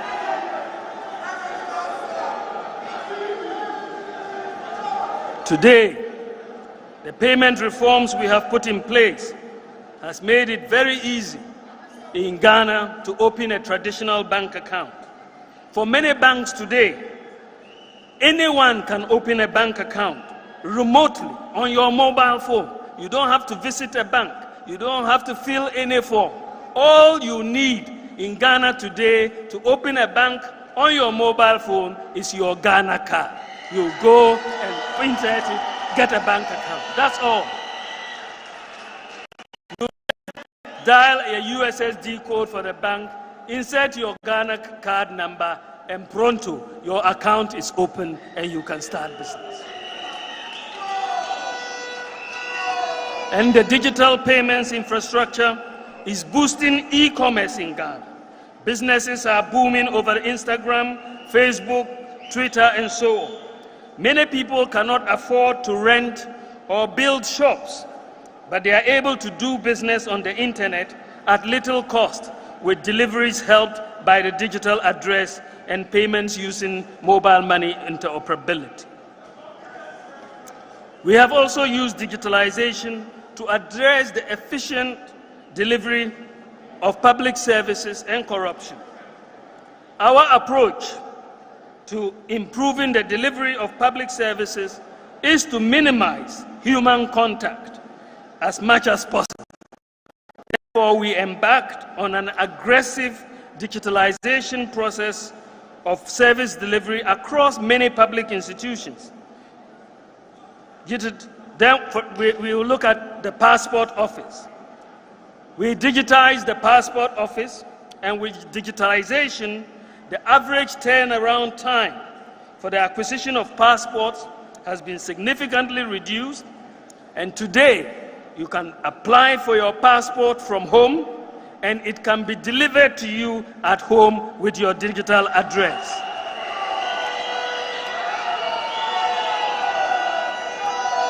The digitalization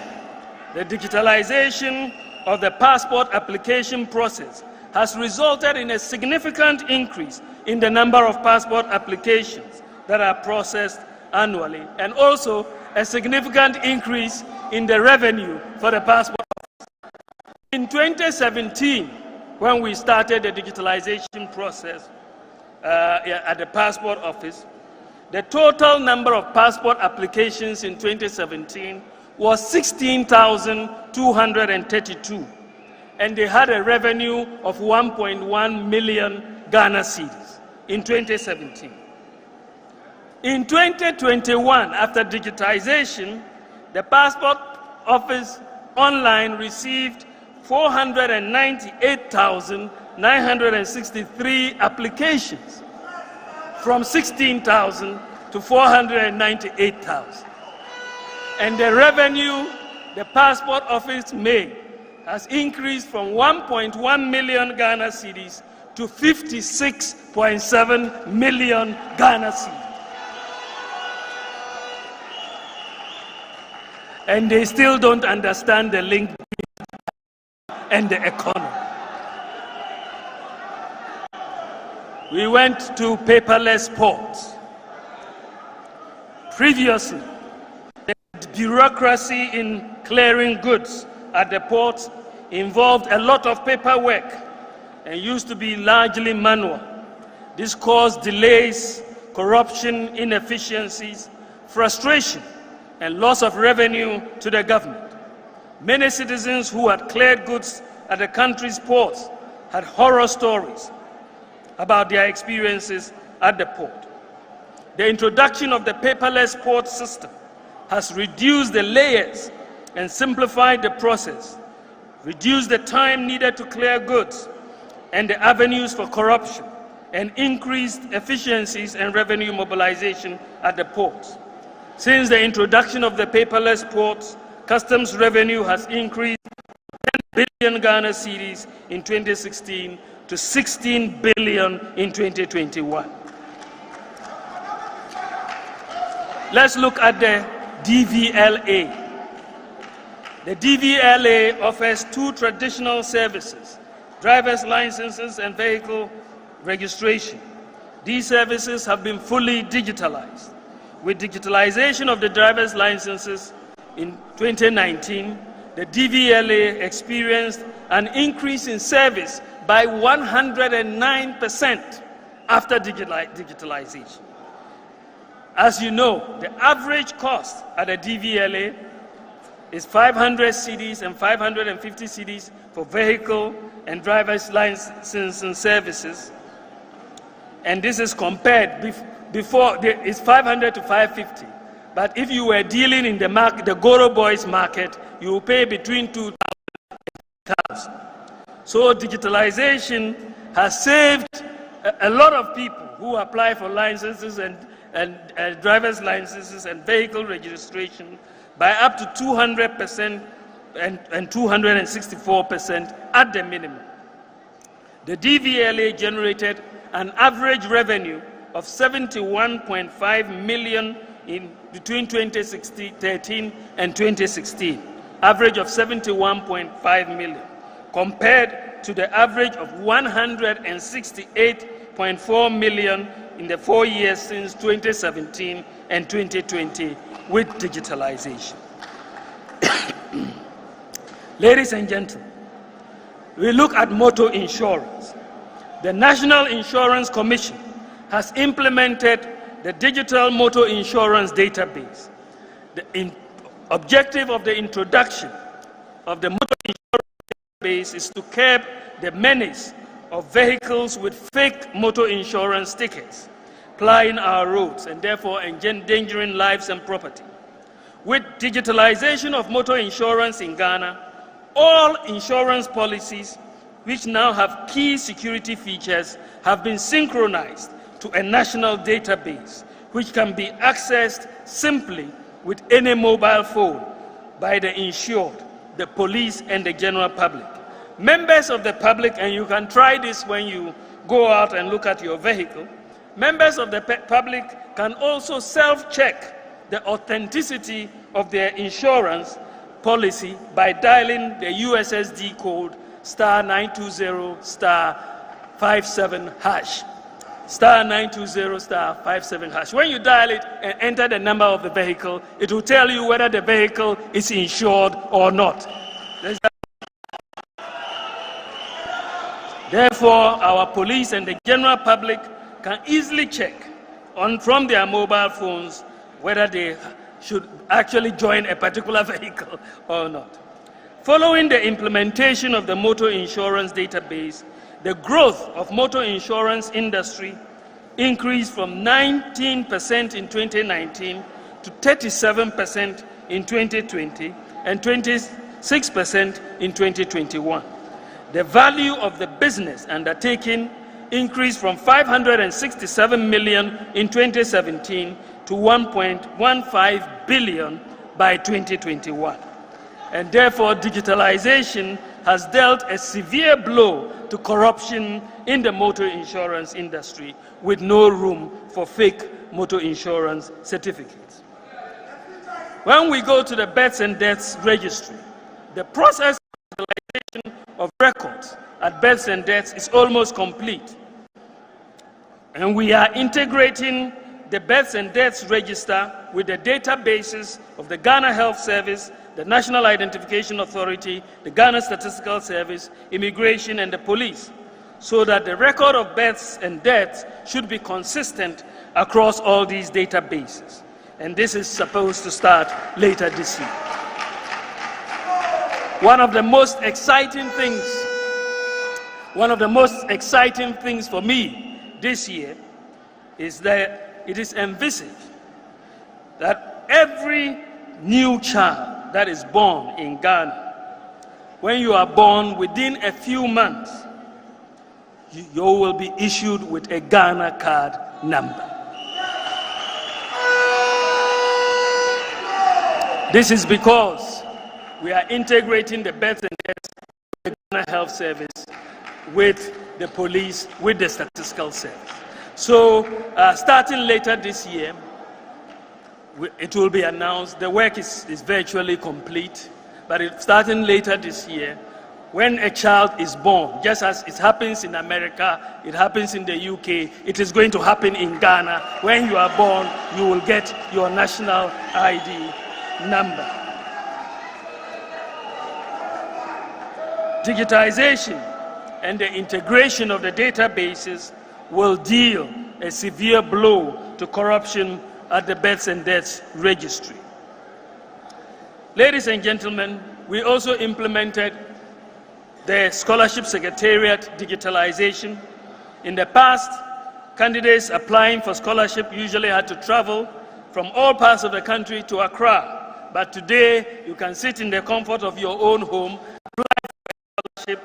You will be asked to take an aptitude test, and then you will be interviewed locally at the district. You don't need to come to Accra to apply for a scholarship. The Ghana.gov platform has also been implemented. To make it easy to access government services, government has launched the Ghana.gov portal, which is a one-stop shop for accessing government services. This means that you should be able to apply for and obtain any government service online through the Ghana.gov platform. And when you go, whether it's passport, whether it's driver's license, whether it's the payment of taxes, all government services will be on Ghana.gov. And when you go there, all payments that you make for that service will go directly into the government account. The Ghana.gov platform, since we launched it, so far has received a total of 55.7 billion Ghana cedis in payments. And it is quite likely that if these payments, or many of these payments, were to have been made through cash, quite a bit may have ended up in private pockets. Digitalization has therefore dealt a big blow to corruption that is involved in the collection of payments by different institutions for government. Even the buying of electricity credit on your mobile phone through the mobile ECG app has provided relief to customers who no longer have to queue for long hours to buy electricity. Also, people whose credit runs out at 1 a.m. or 2 a.m., they can just go to their mobile phone, buy credit, and they'll have light beyond. Then we even applied it to the football tickets.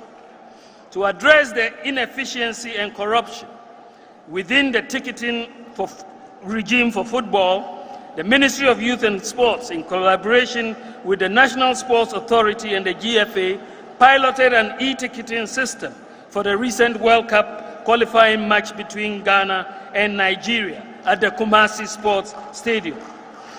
People who wanted to buy tickets could do so on their mobile phone, and there was no need to queue or waste time for tickets or to buy them from the black market. I could watch from the dashboard hour by hour as the tickets were being sold, and I knew immediately when the stadium was full. You could watch it. It was a pilot, but it was a very successful pilot. And guess what? It yielded the highest revenue of 1.423 million Ghana cedis, the highest revenue for any football match in the history of Ghana.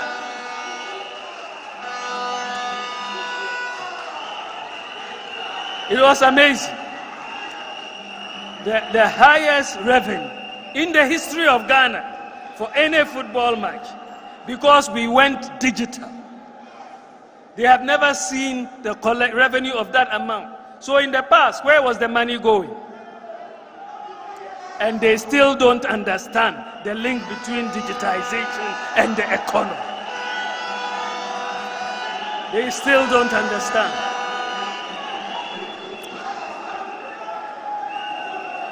Anyway, I was told yesterday that the football clubs have also said from now on they also want digitization at their stadium. So the next Haas Kotoko match is going to be on digital e-tickets. And the system is going to be rolled out to all major stadia in Ghana. Digitization is going to deal a severe blow to the corruption in the ticketing for football games and result in higher revenues for the club. We are also digitizing the distribution of premixed fuel. The issue of premixed fuel is one that has been problematic for fishermen in Ghana. The complaints never seem to go away because of the role of middlemen. Many fishermen do not get the subsidized supplies and have to buy from the market as a result. In response to this, the Ministry of Fisheries and Aquaculture has begun the process of digitizing the premix distribution. And when completed, the registered fisher folks would be able to directly obtain their premix without the intervention of third parties. A similar exercise is ongoing by the Ministry of Food and Agriculture to digitize fertilizer distribution, and that process is almost near completion. Now let's look at domestic revenue mobilization. Ghana has a major challenge in the area of domestic revenue mobilization. Our tax to GDP ratio is about 14%, compared to 27% for South Africa and 34% for the advanced economies. Most adults are outside the tax net, and compliance is very low. At the beginning of 2017, only 4% of the adult population of Ghana had tax identification numbers. Only 4% of the adult population at the beginning of 2017 had tax identification numbers.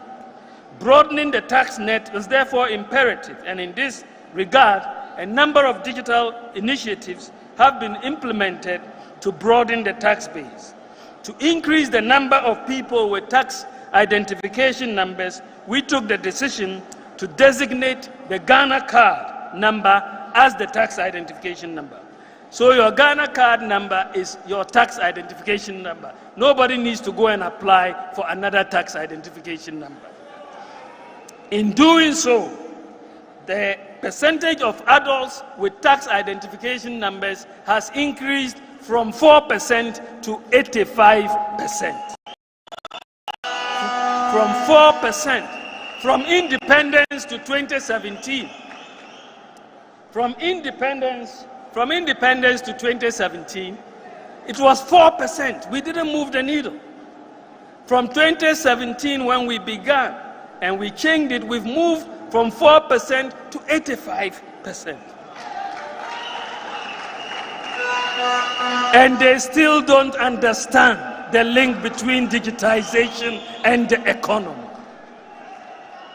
The SNIT, National Health Insurance, the TIN, Passport, Controller and Accountant General Payroll, DVLA, and so on, have been linked or are being linked to the Ghana card database. Today, your SNIT number is your Ghana card number. Your NHIS number is your Ghana card number. Your number is your Ghana card number.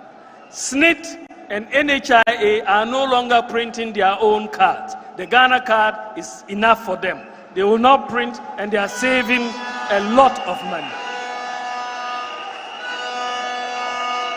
They are saving a lot of money. and they still don't understand the link between the digitization and the economy. The integration of databases is allowing us to successfully weed out ghost workers on payroll. A biometric audit of the National Service Scheme payroll alone, just National Service, when we audited the payroll, we found 14,027 ghost workers on the National Service. And we have saved government 112 million Ghana cedis just from the National Service alone. Just one audit, we've saved government 112 million Ghana cedis. And we have started the process of audit with the Controller and Accountant General payroll. That is the next one, which is ongoing. Ladies and gentlemen, many people, including very highly educated people, find the process of filing taxes rather complex. To make it easier and less cumbersome, I challenged the GRA to come up with a simple mobile application to enable very ordinary people, our own market women and very ordinary people, file taxes using mobile phone and without filling any form. Simplify the process. And I am happy to announce that GRA has completed that work and will very soon, in the next few weeks, hopefully, roll out this new mobile app where you can file your taxes through your mobile phone. The tax filing mobile app has been designed specifically to make filing of taxes very simple. Once you sign on, you will be asked just a few simple questions, and once completed and you hit the send button, it will calculate the taxes that are due you, or the refund that is due you. You can then proceed to pay using the mobile money or other channels. You will receive an electronic receipt of your payment, and you will also automatically, once you have filed and paid your taxes, you will automatically receive a tax clearance certificate. So going forward, nobody has to go and apply for a tax clearance certificate. Once you file your taxes, the tax clearance certificate will be sent to you electronically. So the era of fake tax clearance certificates is about to end. Then we look at healthcare. We have embarked in the area of medical records. We have embarked on the connection of health facilities under the Ghana Health Service on one digital platform. So far, all teaching hospitals and all regional hospitals have been connected and can talk to each other. 36 facilities in the central region have also been connected to the digital platform on a pilot basis. The process for other hospitals is ongoing, and we expect that it will be completed next year. If you are referred, for example, from a hospital like Tamale Teaching Hospital to Kolebu Hospital in Accra, you do not need to carry a folder. All your records are now already linked, and you will be seen and monitored by the doctor at Kolebu when you arrive. Patients will only have one digital folder wherever they go. We also digitized the operations of the National Health Insurance Authority, and digitizing their operations has helped to reduce fraudulent claims. The renewal of all national health insurance registrations used to take place at various NHIA offices. This led to backlogs and long queues. In some instances, people slept for days outside some of the district offices. These delays hampered the operations and limited revenue streams of the NHIA. Following digitalization, renewal of national health insurance registration is by mobile phone. Star 929 star hash has eliminated these bottlenecks and has also increased access to health care by those who need them most. And this has led to a 70% increase in renewals. So we are seeing major efficiency gains. Ladies and gentlemen, hospitals and clinics in remote areas and largely rural communities like Nyangbosre in the Afajato South, or Yunyo have difficulty in getting medical supplies, especially in times of emergencies involving, for example, snake bites, childbirth, blood supplies, and so on. Many lives are needlessly lost because the hospitals are unable to access critically needed medical supplies on time. To address this problem, Ghana opted to partner Zipline, the world's largest automated on-demand delivery service for medical supplies. Ghana is only the second country in Africa, after Rwanda, to implement the delivery of medical supplies through drones, to remote areas through drones. There are 6 Zipline distribution centers so far in Omenako, Mpanya, Vopsi, Krachi, and Enum. The next 2 and the final 2 distribution centers will be located in Funsi in the Upper West region and Kintampo in the Bono region.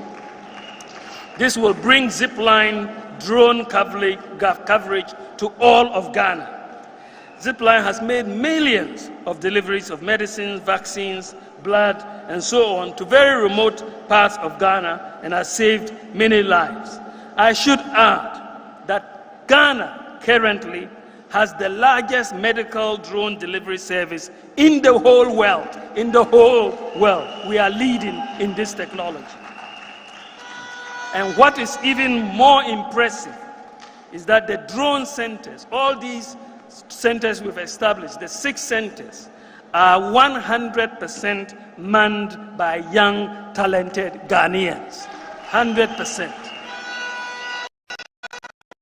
Ladies and gentlemen, something exciting is about to happen. The Pharmacy Council, in collaboration with the private sector, has completed work on the digital platform for all pharmacies in Ghana, and the pilot of 45 pharmacies has been completed. Basically, the National Electronic Pharmacy Platform will offer the opportunity for everyone through a mobile phone to upload your prescription and find out in the first place which pharmacies near you have the medicine. Sometimes you have to visit 5 pharmacies before you know where to find the medicine. So when you upload your prescription, it will tell you where the medicine is, and then it will allow you to compare the prices.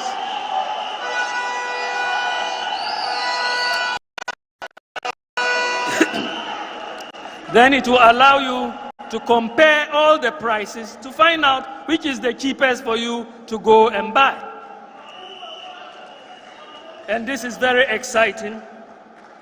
You will be able to order the drug. You don't have to leave your home. You will be able to order the drug, and you can have it delivered by giving your digital address, and they will bring it home for you. There are a lot of sick people who cannot leave their homes. There are a lot of sick people who cannot leave their homes but need medicine. But if you have this platform, you can just order your medicine from the pharmacy, pay for it by mobile phone, and let it be delivered for you at home. The National Electronic Pharmacy Platform will be launched just in the next few weeks. This is massive, by the way. It will make Ghana one of very few countries in the world to have a national scale e-pharmacy platform. We'll be one of very few in the world to have it. We're in the education sector. We have provided Wi-Fi, free Wi-Fi to 700 senior high schools. Free Wi-Fi. 700 senior high schools, 260 district education offices, and 13 public universities. And we have started the process of distributing laptops to teachers. And the next major effort on this scale is to provide tablets. And I know the Minister for Education is working on it. We want to provide tablets loaded with all the textbooks on the tablet to the students so that we don't have to carry paper and all of that. Ladies and gentlemen, with industrialization, agriculture, skills education, digitalization, our government is tackling some key challenges in this country. And these are key challenges we faced since independence. That notwithstanding, we have to acknowledge the reality of the hardships and suffering of people that people face in their everyday lives. In opposition, we promised to alleviate suffering of Ghanaians. So what have we done to mitigate and alleviate suffering? Ladies and gentlemen, the record shows that the MPP government, under the leadership of Nana Addo Dankwa Akufo-Addo, is a government that is predisposed and committed to reducing the suffering of Ghanaians. Over the last 5 years, we have implemented measures to alleviate or mitigate the suffering of Ghanaians. And I will list a few of them. We have paid the bills of some $1 billion annually in excess capacity payments to keep the lights on and to keep Dumso away. We have reduced electricity tariffs cumulatively by 10.9%. When the previous government was in office, cumulatively, they increased in electricity tariffs by 264%. We have reduced electricity tariffs by 9%. We provided free water for households for a year during COVID. We provided free electricity for Lifeline users and a 50% reduction for other users for a whole year. The electricity tariffs over the last 5 years have been the lowest increase for any 5-year period over the last 30 years. It's just been remarkable. We've doubled the capitation grant for basic schools from 4.5 cedis to 10 cedis, 10 Ghana cedis.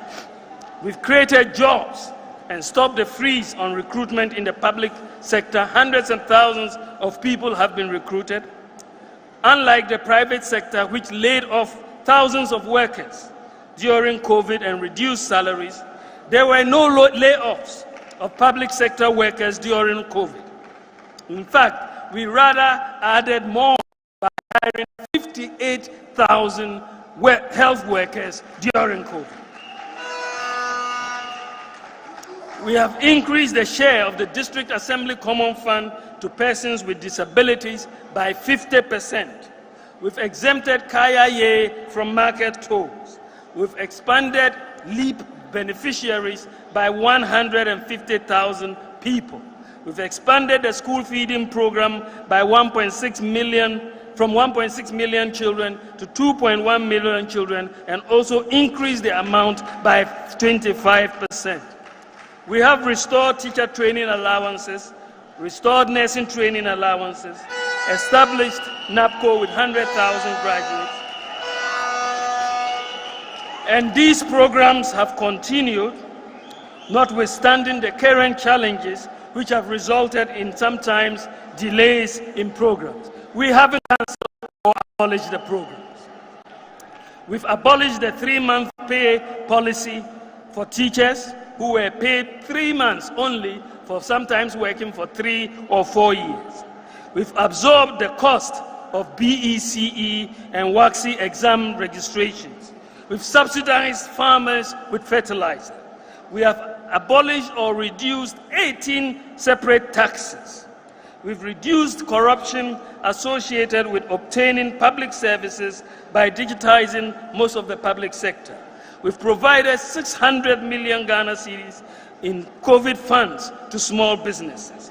We've made it easier to renew NHIS membership, easier to clear your goods from the port. We've spent 25 billion Ghana cedis to save the deposits of 4.6 million depositors and thousands of businesses which would have otherwise collapsed. We have implemented free TVET and we have implemented free SHS, providing free tuition, free uniforms, free textbooks, and feeding to students. Over 1.2 million children are benefiting from free SHS. And when you look at all these interventions to mitigate the sufferings of Ghanaians, over the last 5 years, we have spent a total of 62.3 billion Ghana cedis. 62.3 billion Ghana cedis. This is the equivalent of some $8.5 billion. And these expenditures have proven to be critical shock absorbers in this crisis period of rising prices for food and for goods globally. Ladies and gentlemen, just imagine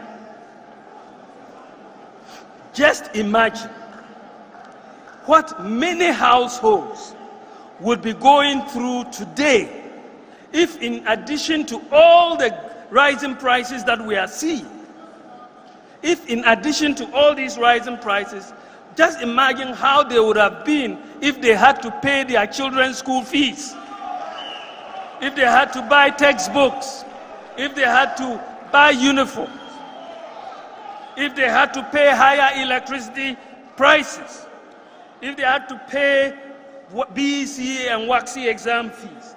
What if they had also lost their deposits at the bank? If they were one of the 4.6 million Ghanaians who would have lost their deposits at the banks? What if was back? What if teacher training allowances were cancelled, nursing allowances cancelled, and there was no recruitment of teachers? There was a freeze on public employment, no expansion of leave, no expansion of free school feeding. What would it have been if these shock absorbers that the government had put in place were not there? Just think about it. Just think about it for a moment. Just think about it for a moment. We have spent 62.3 billion to put in place shock absorbers. And so it is clearly, millions of households would have been in much worse shape without these social interventions. There are some governments who were in office for 8 years without COVID, without spending any money on financial sector crisis, without dealing with all of these, teacher training, nursing training, they couldn't put in any social intervention. Not one. Looking around Africa, so many countries growing through this crisis do not have the social interventions that the MPP government has introduced. We, as a government, have been very sensitive to the plight and the suffering of Ghanaians. Without these shock absorbers, things would have been much worse for our citizens. In conclusion, ladies and gentlemen, we are keenly aware of the challenges of these times.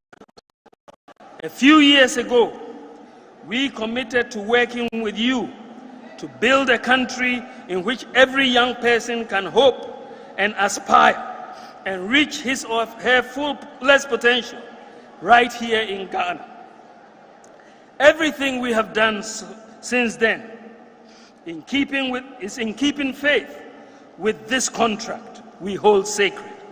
From our flagship programs in education, health, agriculture, industry, and digital transformation initiatives through entrepreneurship and youth employment, we have held nothing back in working towards this dream night and day. At the same time, I have been inspired by the achievements of our many young, brilliant minds in various fields, from sports through robotics to fintech, who have risen to the challenge of contributing positively towards this bright future against the difficult odds and obstacles. It is amazing witnessing firsthand the handiwork of young Ghanaian craftsmen and women, budding cottage industry entrepreneurs with products whose quality and branding matches any in the world, and artists whose music and stagecraft have achieved world acclaim. Over the last hour and a bit or so, I have traced in what I hope is in vivid color the positive trajectory of our economy until the twin tragedies of the global COVID pandemic and Russia's invasion of Ukraine caused to knock us off course.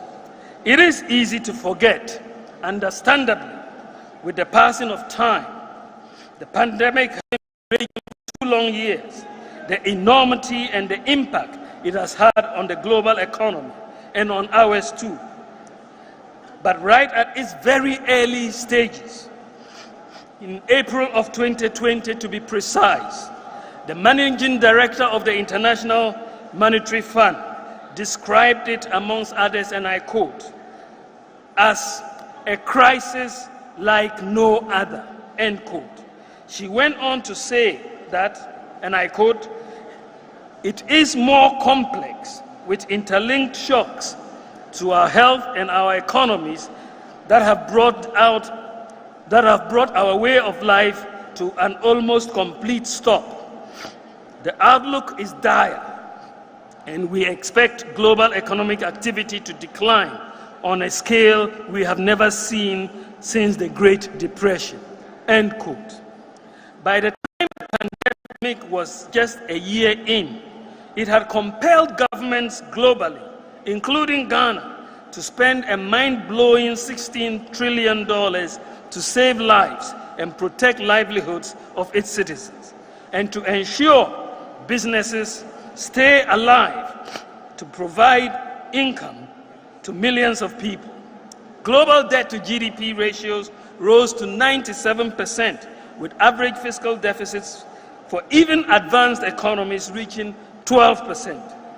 That, ladies and gentlemen, is the sheer scale we have been dealing with 2 years on, with appreciable success, only also to be hit again by the Russian-Ukraine war in February this year, the full extent of the potential impact of which we cannot begin to fathom. All these, I am humbled by the overwhelming support we have received from the people of Ghana, from the groundnut sellers, the mechanics, carpenters, teachers, and students, through nurses and doctors and everyone else in between, in facing down these storms to date, despite the hardships they have imposed on us. In the midst of the current challenges we face, we are putting in place key pillars for economic transformation of Ghana. Our progress has only temporarily been stalled. We may not yet be where we want to be, and we may be buffeted by winds of the pandemic and of the war for yet a little while. But we have made a great start, and together we will finish what we have started.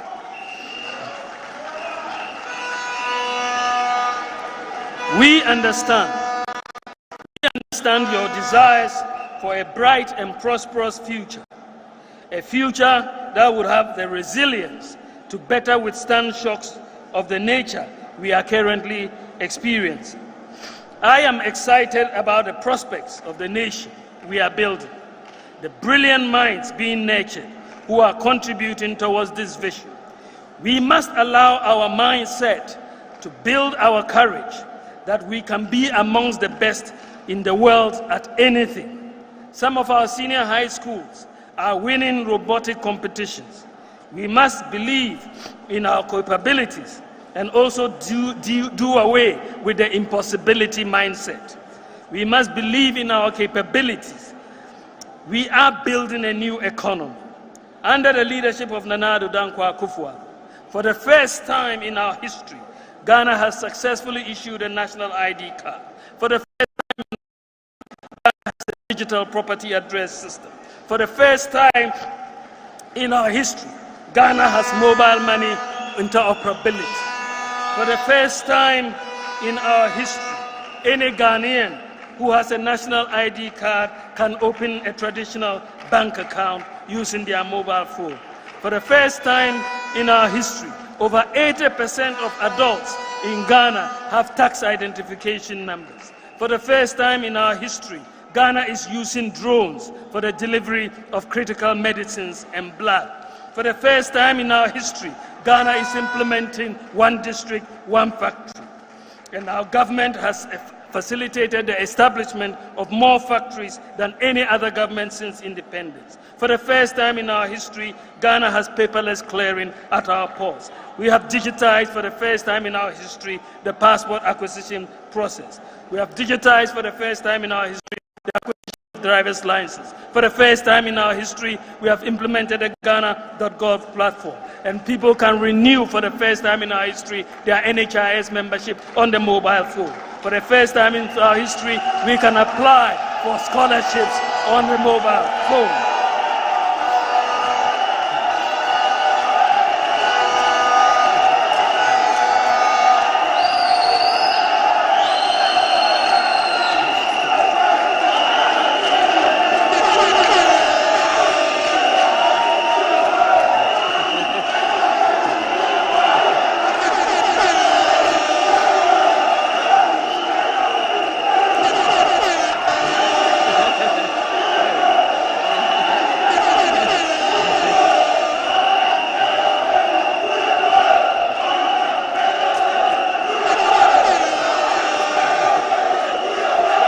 I'm not.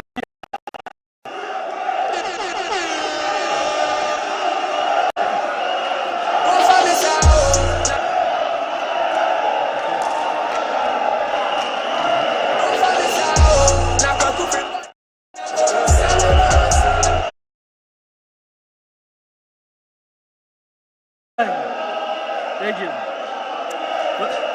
For the first time. Thank you. Thank you, thank you, thank you.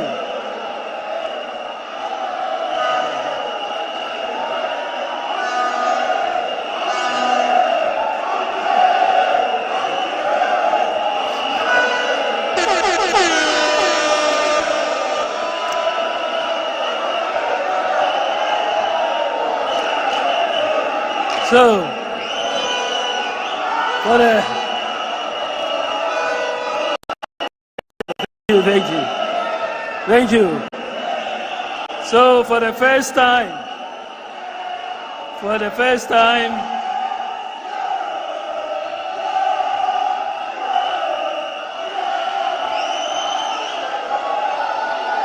thank you very much.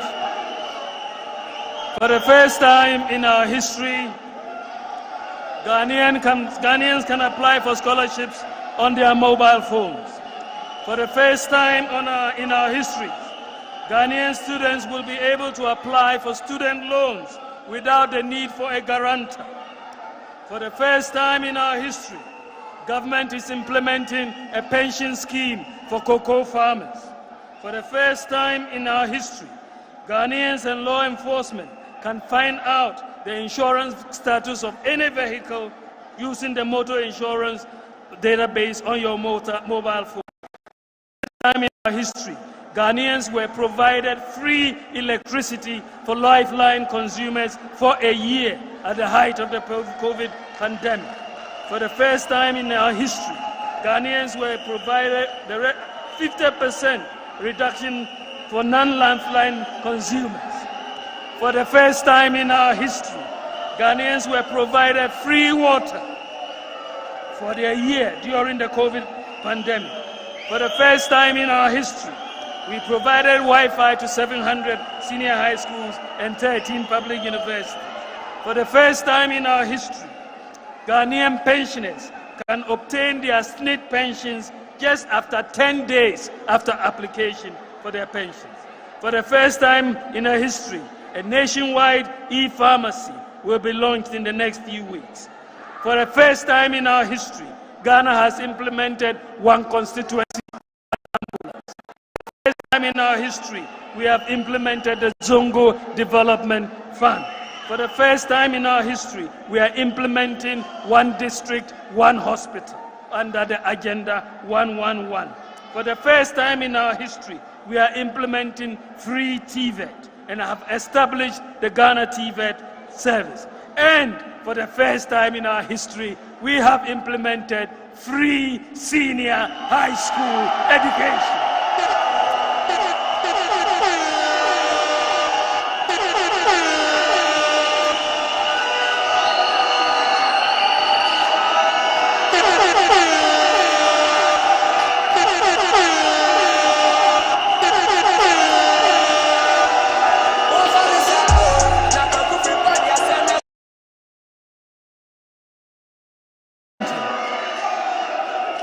As I bring my remarks to a close, it is important to note that this global crisis would have hit us irrespective of which government is in office. It is a global crisis. It would have hit us. However, how well we can come out of this depends on which government is in office and its track record of delivery. Our government has achieved a lot, and as a country, we have come a long way. We must celebrate our achievements, big and small, and not seek to tarnish or belittle our achievements for the sake of politics.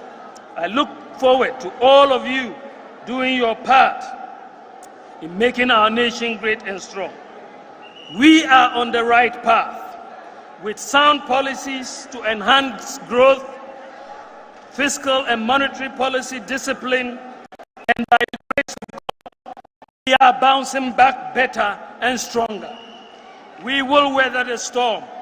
We will turn this tide. We will continue to work tirelessly for the good of this nation. There is no doubt that the future of Ghana is brighter and safer under our economic management. Thank you for your attention. Long live TESCON. Long live the MPP. God bless you.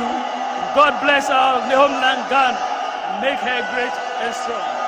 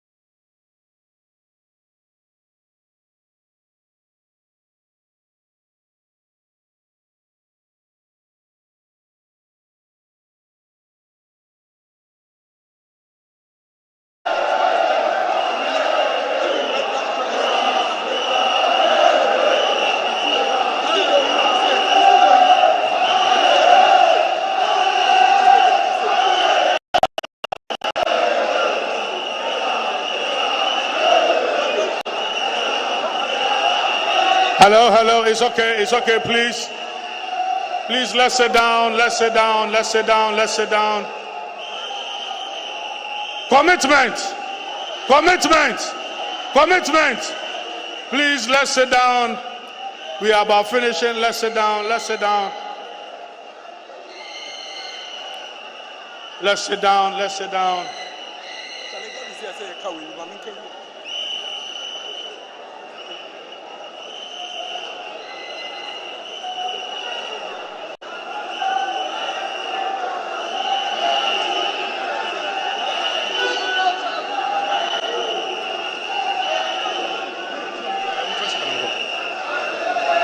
Please, let's sit down.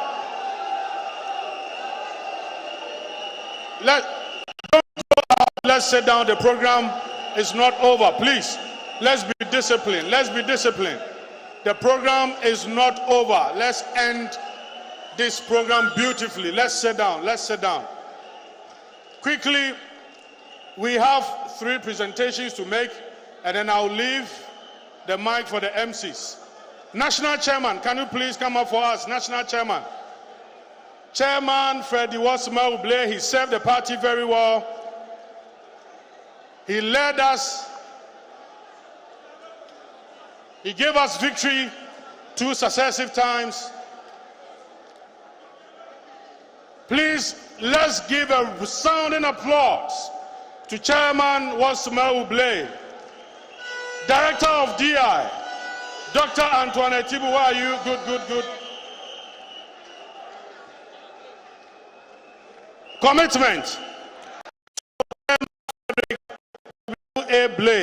Sir, the National Youth Wing of the New Patriotic Party remains grateful to you for your immeasurable support, commitment, and guidance. Thank you for the good counsel and leadership. Ayiko Chairman.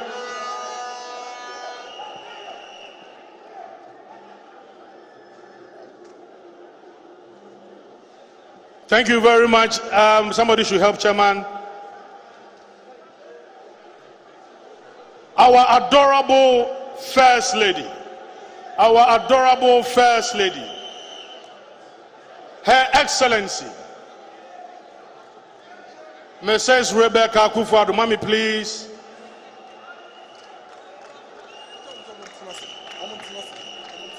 Please sit down. Please sit down. Please sit down. Let's end this program beautifully.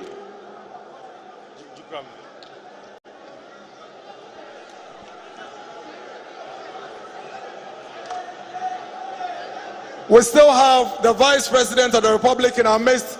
Kindly let's all be seated. Let's all be seated and let's have some order in the house. Mommy, you've been a mother figure to the National Youth Wing of the New Patriotic Party and have in diverse ways supported the Youth Wing in all our programs. We celebrate you for your commitment towards youth empowerment. Thank you, His Excellency, Rebecca Akufo-Addo. Please put your hands together for the First Lady of the Republic of Ghana. Thank you so much. Thank you so much for your commitment towards the development of the youth of this country. Thank you.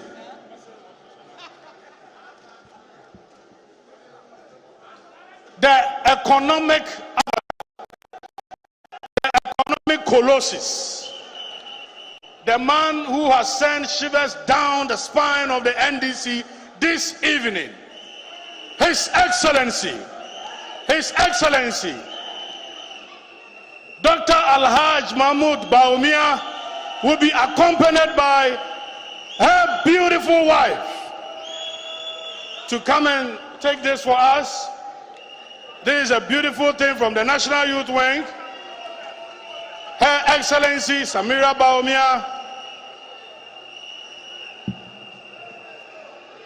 Kindly be seated. Let's have some order in the house as we welcome the Vice President of the Republic of Ghana and the beautiful Second Lady of the Republic of Ghana. The National Youth Wing of the New Patriotic Party appreciates the continuous support and your commitment towards the youth and the MPP in general. Thank you His Excellency Alhaji Dr. Mahamudu Bawumia, the Vice President of the Republic of Ghana. Thank you so much, sir. Please put your hands together for the Vice President and the beautiful Samira for all their support and commitment towards youth development in our dear party and in our dear country.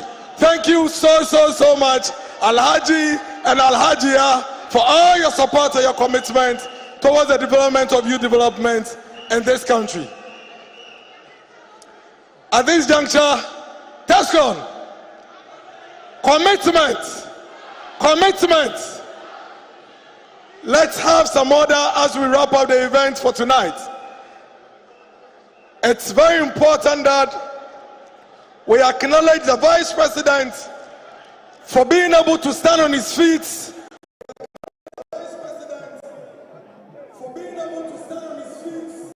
For more than 2 hours. Please put your hands together for the Vice President of the Republic of Ghana, for the energy, the intelligence that he has shown this evening. Thank you so much. We also thank the First Lady of the Republic of Ghana for staying with us and being with us tonight. And the Second Lady was staying with us on this one. Okay, all right. Now,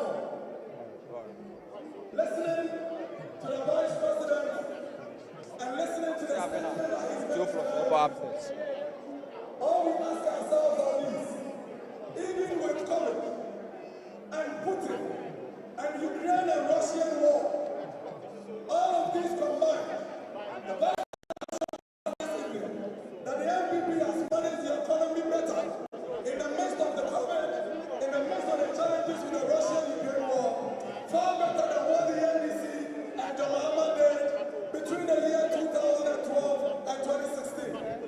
Now, let's all close our eyes and ask ourselves a very simple question. What would have happened to us as a country? Now, the very simple question. What would have happened to us as a country? What would have happened to us as a republic if John Mahama and the NDC were to be the ones in charge since 2020 to today, April 2022?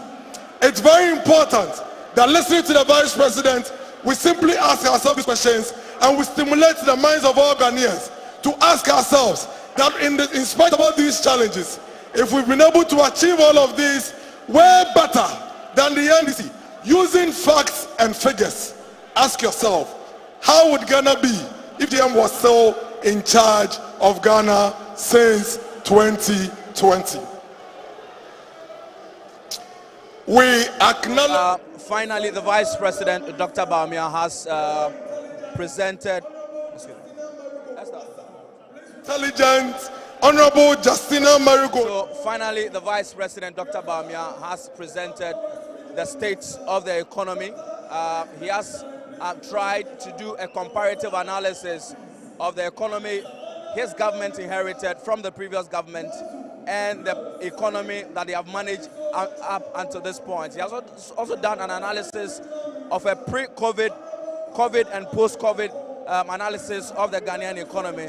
And it says that but for COVID and for the Russian-Ukraine war, the Ghanaian economy was on track. The Ghanaian economy was growing at an average of 7% from 2017 now. He is saying that they have managed the economy better, even with COVID-19 and the Ukraine-Russian war. Let's get some views from some personalities. Let's get some views from some personalities who have graced this particular occasion. And we have with me Mr. Asamoah Boateng, a former Minister of Information, to get his views on the Vice President's address. Good evening to you, sir. Good evening, and welcome to GBC News. Thank you, my brother. So what will be your initial assessment of the address? I mean, the Finance Minister had told us already what government had put in place to bring this economy on track. What's so different about what he said today and what the Finance Minister told us a couple of weeks ago? First of all, let me thank you. You see, there are people who are out there, especially the NDC, who always want to throw dust into the eyes of the Ghanaian. The Finance Minister the economy, and everybody should understand. Yet the NDC and some skeptics always want to portray the NDC and some skeptics always want to portray the economy as always is going up. So we needed a vice president to come in and more detailed today, and also it's different from what we've heard, but it is more detailed, and also lay there and do a comparison. And so if you look at it, he starts from 2013 to 2017, which is when he came in, and then he takes that to 2021. That includes the COVID era. And if you look at it, the CD depreciation, it depreciated about 12.1% under NDC 2013, and in our time it's only 1.3 or something. You can see the figures are laid bare. This is the fundamentals that he spoke about, that the fundamentals were exposed, and then they were trying to turn it against him. But today he showed that even in the midst of the COVID, in the midst of the Russia-Ukraine war, and in the midst of all the difficulties we can, and also paying their debt, the NDC, you look at the National Health Insurance, and you look at all the debt we had to cover, the road infrastructure they didn't do, which we had to do. It tells you that we have performed better looking at the fundamental figure. That's all he came to. He has blamed COVID and the Russian-Ukraine war for the current economic conditions that we're going through. But the ordinary Ghanaian, you and I cannot, tell, our landlords, if we're going to buy something, you're not able to tell whoever you're buying the thing from that, the Russian-Ukraine war is responsible for our current economic conditions. You see, it's not all laid on the doorstep of the Russian-Ukraine war. So he's not blaming them. He's also not blaming the COVID entirely. Yes, they have had negative effects. But you see, for us to come here and for him to explain, it tells us that we should all have to be patient. We should accommodate. When there are hard times, and if you remember, he took the external factors. When he took the fundamentals, he took them one by one. The external factors cannot run away from what's happening around the world. So, yes, there are problems, but we are appealing to Ghanaian landlord. Be patient with your tenants. Be patient. Don't take too much from them. It's not worth it. He's your brother. He's your sister. So have compassion on them. So really today is to bring to bear that yes, we have problems, but there's a government in place that is working. There's a whole thing. You need a government that works. And he's shown that the government, which President Nando Dragofado is running, and he's the vice president, they are running. Around this time, you don't want to do a comparison, a political comparison between the economy. He compared the economy that he inherited from the previous government to the one he's managing right now. Because I'm aspiring to be the chairman of the party, so I'll put the NDC on the carpet, and then we take the figures from here, and we will debate the NDC. Let them bring their economic record, and then compare to what our economic record. That's what we have to do. It is an election which will be us and them. So we have to compare somehow. So we'll do that. Today's been fantastic. He stood up for 2 hours 50 minutes, from 3:39 to almost 5 minutes to 6. Thank you very much. Somebody who is fasting. God bless him. Pentecost Convention Center. Thank you very much. And so we're still here at the Pentecost Convention Center, where His Excellency Dr. Bawumia has delivered the state of the economy. He has said that our debt to GDP ratio has ballooned largely because of the excess capacity that we have had to pay by way of our energy sector levies, and also because of the banking sector crisis.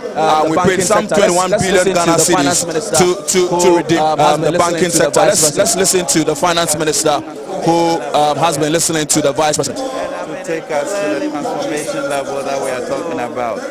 And I mean, it clearly for me also makes it very evident to Ghanaians that we have the type of person who can lead after on one point he takes credit for.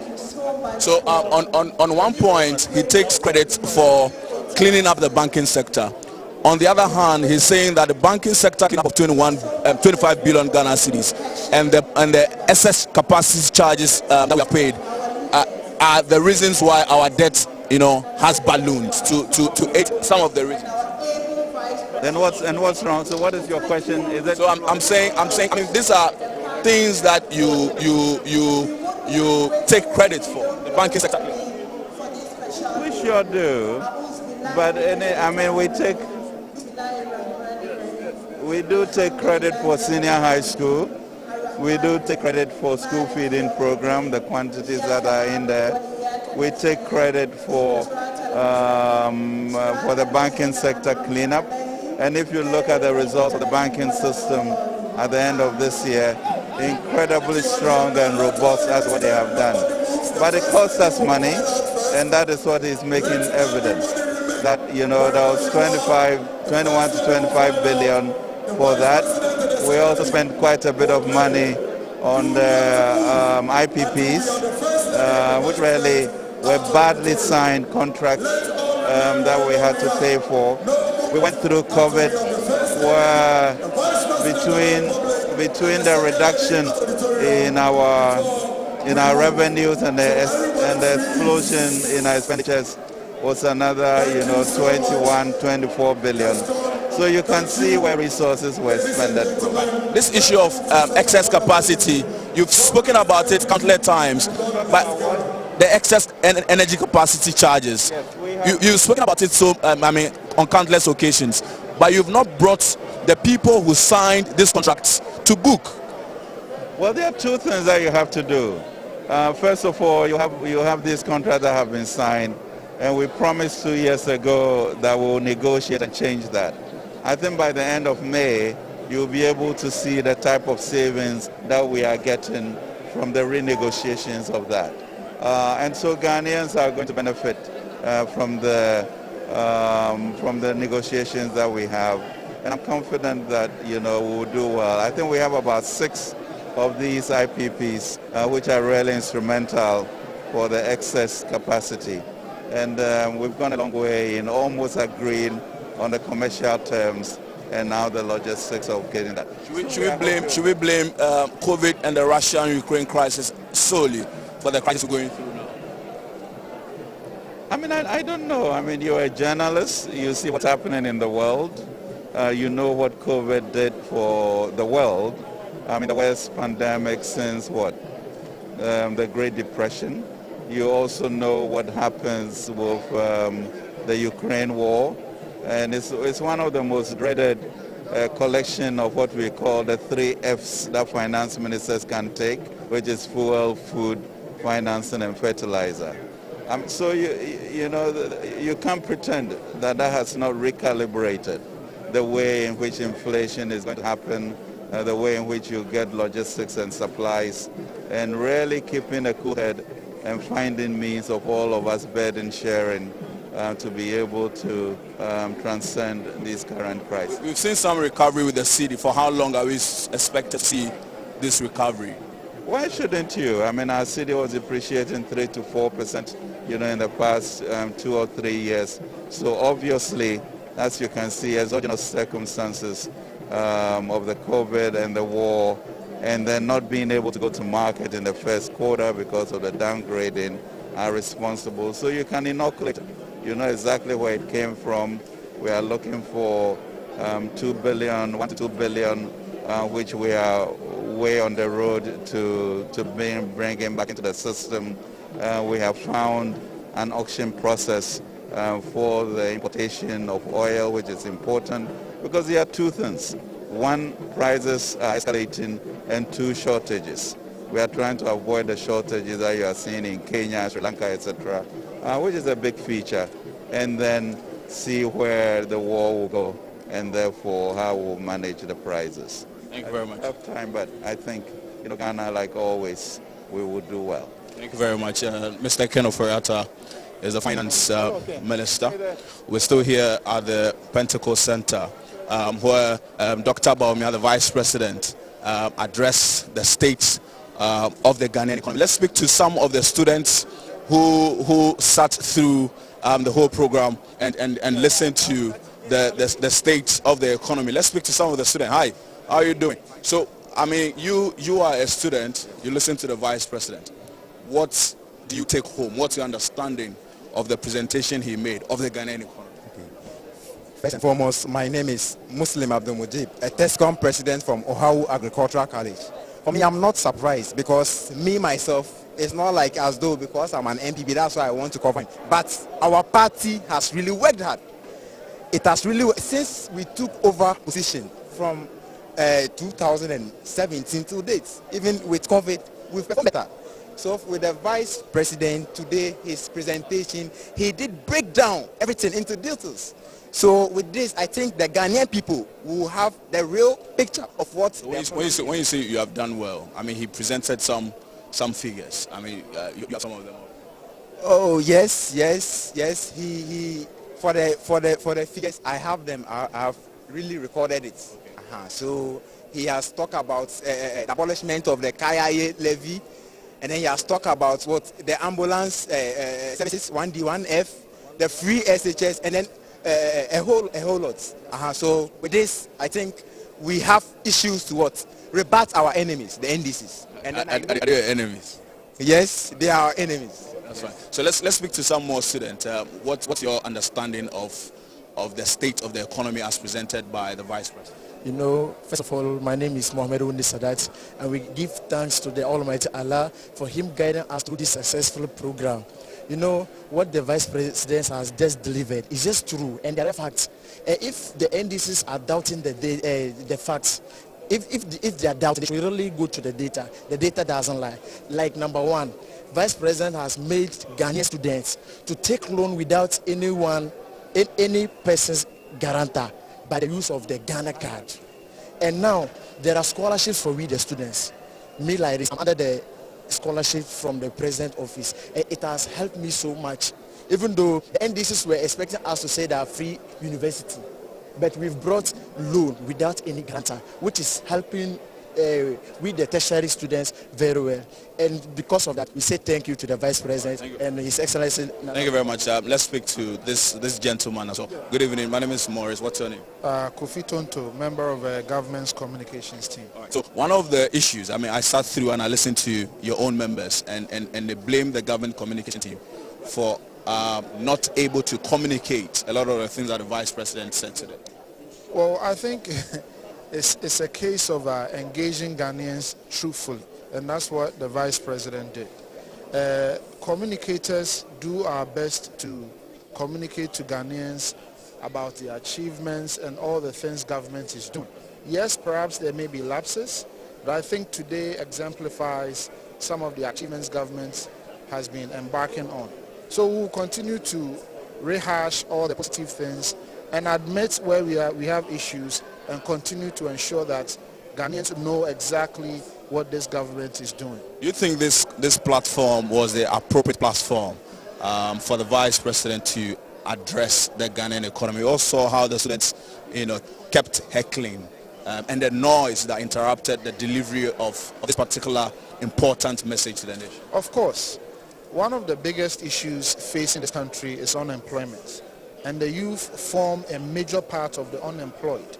So which better crowd than the youth to assure the youth that yes, we do have challenges, but we are better managers of the economy. If you pay attention to what the Vice President did, he took us from 2013 to when we came into power in 2017 and took us through what we were able to achieve, gave us economic indicators on all the major sectors: agriculture, industrialization, service economy. He spoke about inflation, he spoke about interest rate, and then he proceeded to challenges we are currently facing post-COVID. Okay, the youth need the assurance that things are going to be better. So the youth certainly form the right congregation or audience for the Vice President to engage, to assure them that even though we have challenges, we are the better managers because we have done it before, and we are going to bring Ghanaians out of the quagmire. So certainly, if you compare the Vice President's approach of communication to what the President did a couple of weeks ago, he came to admit, on the state of the nation, he admitted that yes, Ghanaians are anxious about the current state of the economy. But the Vice President was very much, kind of trying to do a comparative analysis between the economy he inherited from the previous government. If you listen to the Vice President, I think in about 3 minutes into the speech, the Vice President admitted that Ghana finds itself in challenges. He admitted. he didn't mince words. He was very emphatic and stated that we are currently facing challenges, but we needed to put the argument in a proper context, and that's what he did. Look at the current situation we are faced with. Let's go back to what we inherited. Let's look at what we have done, and then let's look at the challenges we are faced with. Let's look at what we are doing, and then let's look at what we are going to do eventually to bring us out. So he was very emphatic. He admitted, he didn't mince words, he was straightforward. I don't think the vice president shirked responsibilities. He admitted it, and we've all been admitting it on radio, on TV, admitting that yes, there are challenges. Because you see, here is the thing: whether we caused it, COVID caused it, Russia-Ukraine war caused it, the bottom line is that Ghanaians voted for us, and that's what the vice president admitted to. That Ghanaians voted for us, and we have to fix it, and we are going to fix it. That's the bottom line. That's the bottom line. Thank you very much. Thank you very much. So we're still here at the Pentecost Convention Center, where not too long ago the Vice President Dr. Bawumia delivered the state of the Ghanaian economy address here. We'll speak to some other personalities who are or attended this particular event. Good evening to you. Your name and your designation. Good evening and thank you very much, GTV. I am Samuel Anobu Beidu, the National TESCON Coordinator of the MPP. So what will be your impressions about the message tonight? I think in a nutshell, it's been good and a lot of hula-baloo about the economy. And now the Vice President, His Excellency Dr. Mahamudu Bawumia, has used this TESCON conference platform to diffuse whatever that has been in the air, being the fundamentals of the economy here and there. I think it's been a successful program. From our end at the National TESCON Secretariat, we are looking forward to having more of these lectures and conferences so that our teeming youth can benefit from such a program. And we spent 2 days here. When on the first day we had the likes of Sheikh Dr. Mustafa Hamid, former national youth organizer of the party, former information minister, and the general himself, Dan Botwi, taking us through what the party really stands for, the ideology of the party. So in a nutshell, if you ask me, it's been a rich conference, a 2-day conference, and I believe my followers, TESCONites, are going to be going home with a lot of... So do you think that the youth, the many of them who attended this conference, listening to the Vice President, are convinced that, yes, we are in challenges and there are measures being put in place to get out of the woods? Obviously, I believe they believe in the wisdom of the Vice President. An economic wizard. Forget about the propaganda out there. But we are in a global crisis, and it is obvious. And I believe that the information that has been received by TESCON members from the various tertiary institutions, they go out there and really appreciate whatever that is happening globally and locally. Thank you very much. And so this is all time will allow us. My name is Maurice Ogbete. We've been covering the Vice President's States of the Economy address to TESCON members here in Kaswa at the Pentecost Convention Center. The Vice President took us through the pre-COVID, the COVID and the post-COVID economy, the Ghanaian economy, and he compared the economy he inherited from the previous administration and the one he is currently managing now. He says that even in the midst of COVID, even in the midst of the Russian-Ukraine war, which has disrupted global supply chains, increasing fuel prices, and increasing and worsening living conditions, he believes that they have been better managers of the economy. And so this is how we wrap up our coverage of the President's State of the Economy address. My name is Maurice Ogbete once again. Over to you in the studios as we prepare to come back. Bye.